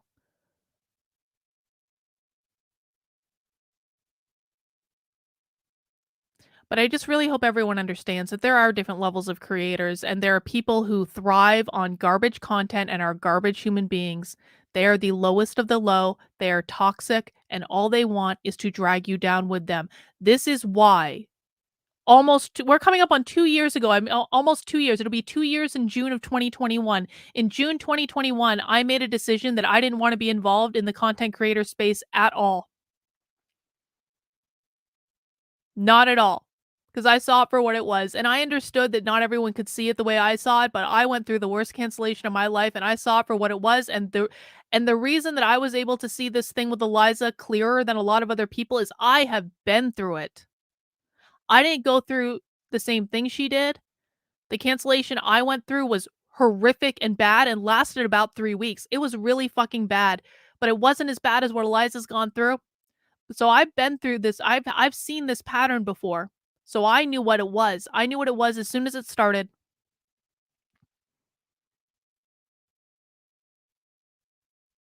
And that's when I made the decision that I didn't want to be involved in any of this content creator bullshit any longer. And I started focusing on my own stuff, and I lost a lot of followers, and I lost a lot of supporters, and I lost a lot of people who were financially supporting my work. I did. I lost thousands of people who were financially supporting my work.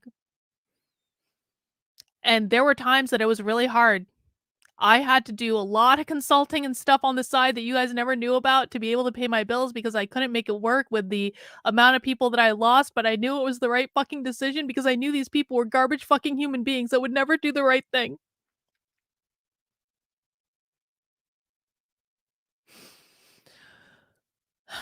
And there were times I questioned it. I was like, should I have just played the game? Should I have just like gone along with it because it was going to be so much easier if I just said the talking points that people wanted me to say, and I, schmoozed with the right people, and I went on the channels and I said the things, and I, go to the gym and lose all the weight that everyone is so desperate for me to lose, and I grow my hair out and have the haircut everyone wants me to have.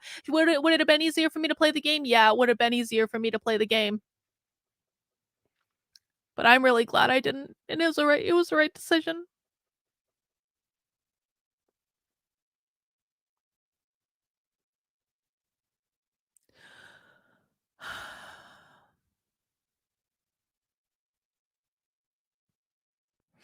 It was worse than leaving the left.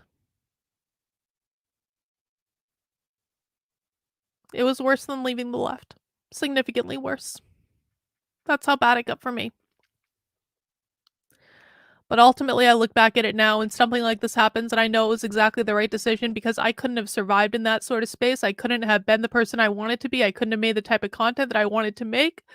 I couldn't build the type of community that I wanted to build. And and I'm very blessed now because after a year and a half, coming up on 2 years of working really hard, I've built back everything that I've lost, and I'm able to do this full time again. And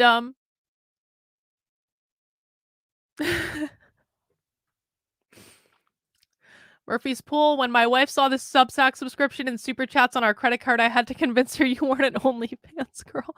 I am definitely not an OnlyFans girl, Murphy's Pool, but I appreciate you. Thank you.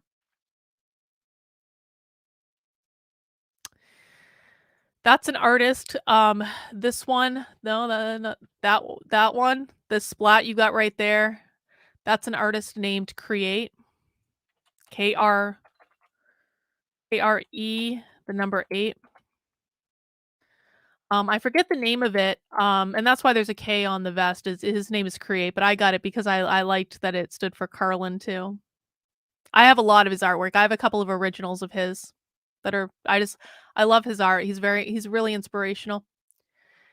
It's okay to cry, you have a soul unlike others. Thank you, Nick. I do appreciate that.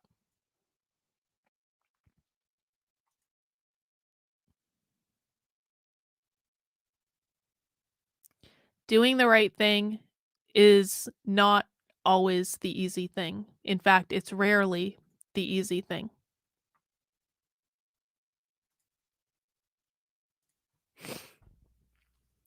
And you might go through times in your life when you have to do the hard thing that is the right thing. Or you're gonna be presented a choice. You can do the easy thing that's the wrong thing or the hard thing that's the right thing, and I just want to encourage you all that when that moment comes, and I'm sure I mean, it's basically the hero's journey, right? Everyone will have a time in their life when they can choose the easy path that's the wrong path or the hard path that's the right path, and I just want to encourage you guys that when you come to that point in your life, and you will, choose the hard path that's the right path. And it'll suck. There will be so many times where you're like, "God damn it, I could have chosen that easy path."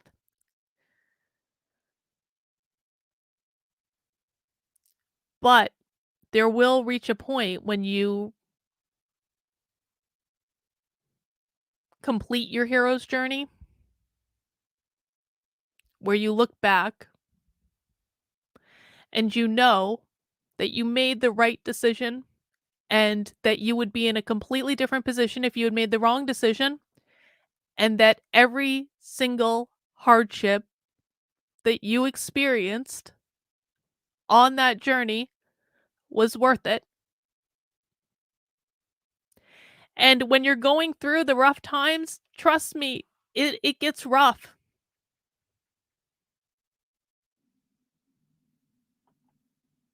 You can look back on this video and see channels or see on this channel and see videos of me crying. You can look back and see videos of me on this channel where I want to give up and just throw in the towel and say fuck it, I'm done. There were times when it got really hard and I just didn't know what to do and I thought I was trapped and I didn't see any way out, and now like I'm on the other side of it, and I wouldn't change anything.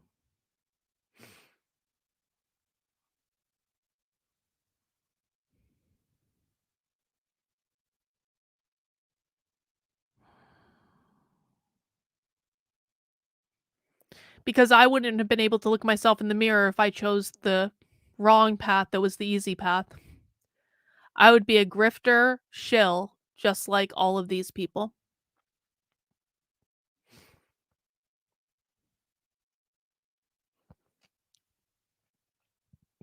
You know, I've had a lot of you guys know a woman named Gabrielle Clark, and Gabrielle Clark is just a fucking rock star. She's amazing. She's one of the most incredible people I've ever met. People in my community know Gabs because she comes to our community Zoom. Gabrielle Clark is a supporter of mine, just like I've been a supporter of hers. She's the mom that filed the first federal lawsuit against critical race theory. She has deprogrammed her daughter from being socially transitioned in schools, and she's my friend, and she's friends for many of us. And one day, probably, I don't know, 6, 8 months ago, something like that, Gabs was really trying to get me to refocus because I got really thrown off my path last year. I was being harassed every single day of my life. I had this guy who I was going into business with that just lost his fucking mind and started lying about me all over the internet. I had a cancel mobs around me every single day. I was doing this governor campaign, which apparently opened me up to, it wasn't even a real campaign. Like it was just like I was just a name like on the ticket. Like it wasn't even real. And it opened me up to my friends getting doxxed, my friends getting harassed. One of my friends got dragged through the mud to the tune of millions of people just because he was friends with me, and it was so fucking hard.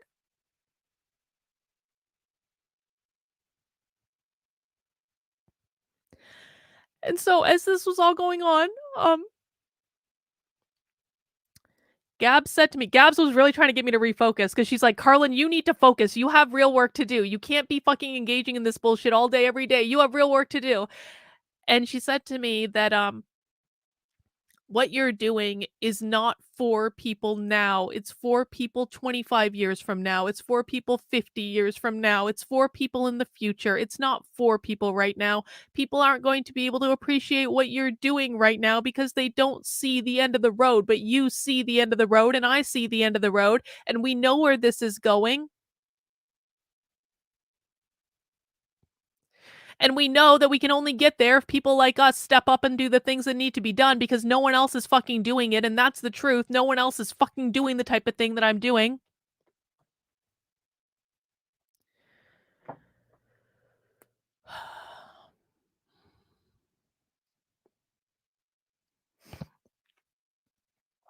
And I've thought about that a lot I thought about it a lot last year, and it was one of the things that allowed me to refocus. And it was one of the things that got me through the absolute hell that was last year because it was hell. It was my own personal hell.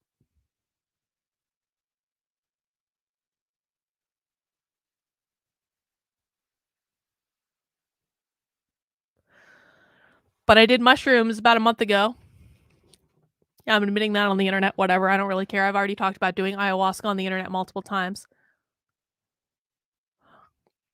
I did mushrooms about a month ago, maybe. And one of the things I saw was that I had to go through the hard times because I wouldn't be able to properly advocate for people if I didn't go through the hard times because I wouldn't be able to understand it. I had to experience it. And that's the only way that I was going to be able to be as effective as I could be at what I need to do because if I hadn't experienced it, then I wouldn't really understand it because experience is the ultimate teacher. I've always said that the purpose of life is experience. It's just experience. It's nothing more. Good experience, bad experience. Things we call are good or things we call bad. Because every experience can be perceived as both good or bad depending on how you look at it. Like you go through that hell, you go through the hero's journey, and you go through that really hard time when you choose to take the right path and not the wrong path. That's the easy path.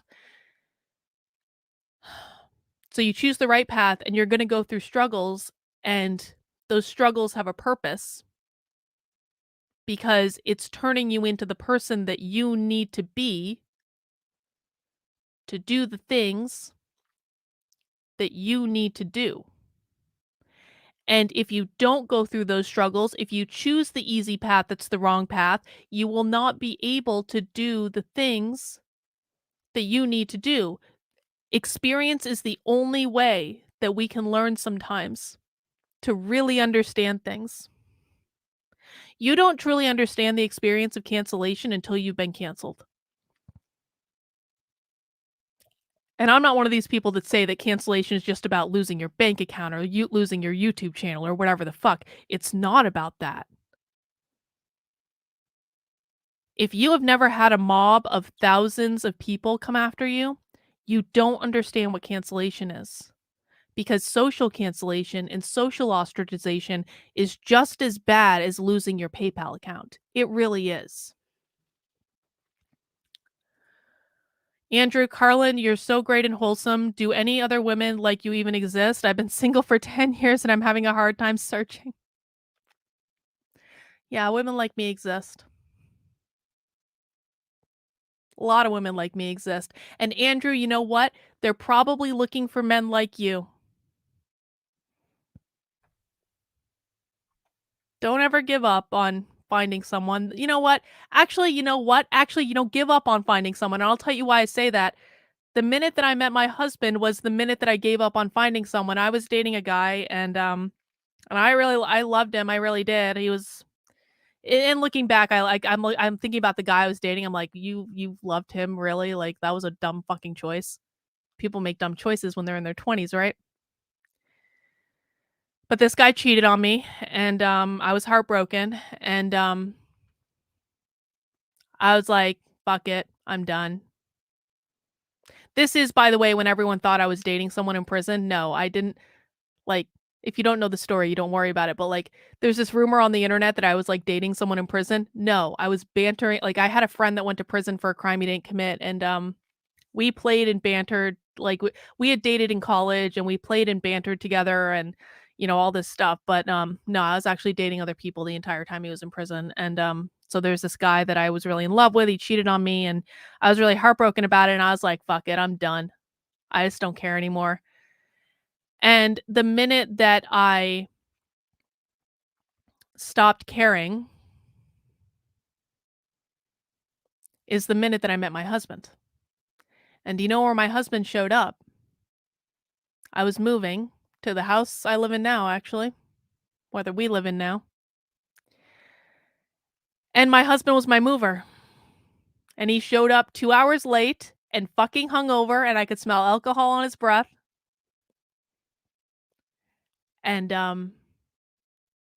but he still had a Russian accent, and that was pretty sexy to me at the time because I was trying to learn Russian, and, goddamn, my husband was quite a looker when he was younger. He's still quite a looker now, I think, but he was very, very cute when he was younger. So, cute boy with a Russian accent. I was, even though he was hungover, obviously, I was still paying attention. But the point is that when you give up, like, trying to make something happen, that's when it happens.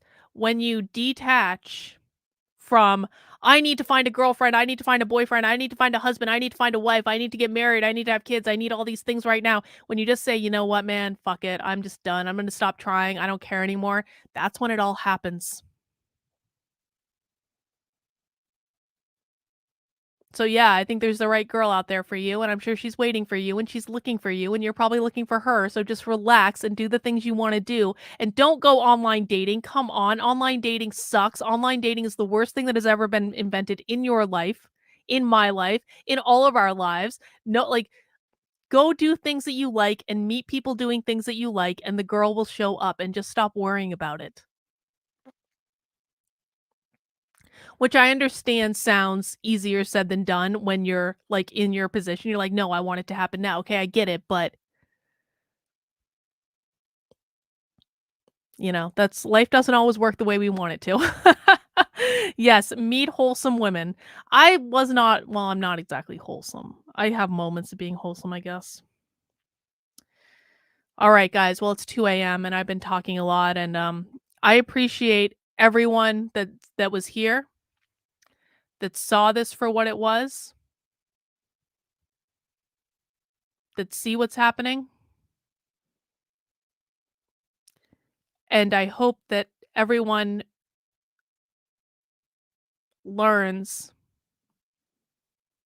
don't ever engage in a cancel mob because you really don't know, and don't, especially when people's past are being dragged into it or people's personal lives are being dragged into it, you don't know, and it doesn't make you a good person to engage in a cancel mob. All of these people are disgusting, garbage human beings. I will never involve myself with content creators ever again. I am fucking done. I had maybe just the tiniest smidge of hope left that maybe there were good ones in the world. I no longer believe that there are, and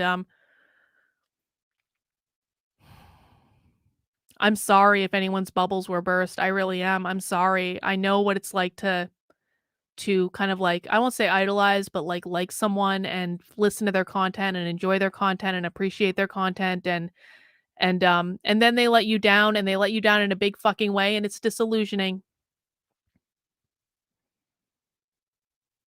And I hope these people learn grace at some point. I hope they learn grace. Andrew says online dating sure does suck. Problem with just doing what I like is I'm a farmer and I hang out in the field all day by myself, so I never meet people. Oh no, well maybe you can do hobbies or, I mean, like, what hobbies can you get involved with? I'm sure there's something, or like meetups, you can go on meetup.com or whatever, but Andrew, I'm sure there's a perfect person out there for you, and I'm sure she's going to show up. And remember, guys, please send Eliza Blue positive vibes. Send Eliza Blue positive vibes. Send Shane Cashman positive vibes. Send him a message. If they have their DMs open on Twitter, send them a message saying, we see what happens and we're sorry and we're all here for you and we're all rooting for you. And just, it's going to pass. Just get through it. I mean this. It is the...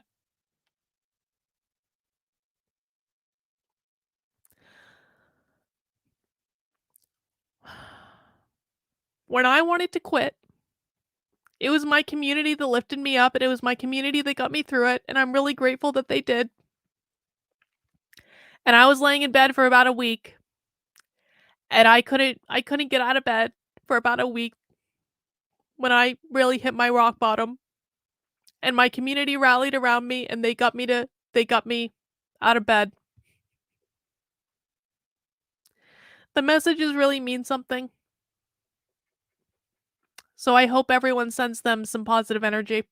All right, guys, I'm going to bed for real this time. We'll see you tomorrow for happy hour, 5 p.m. Take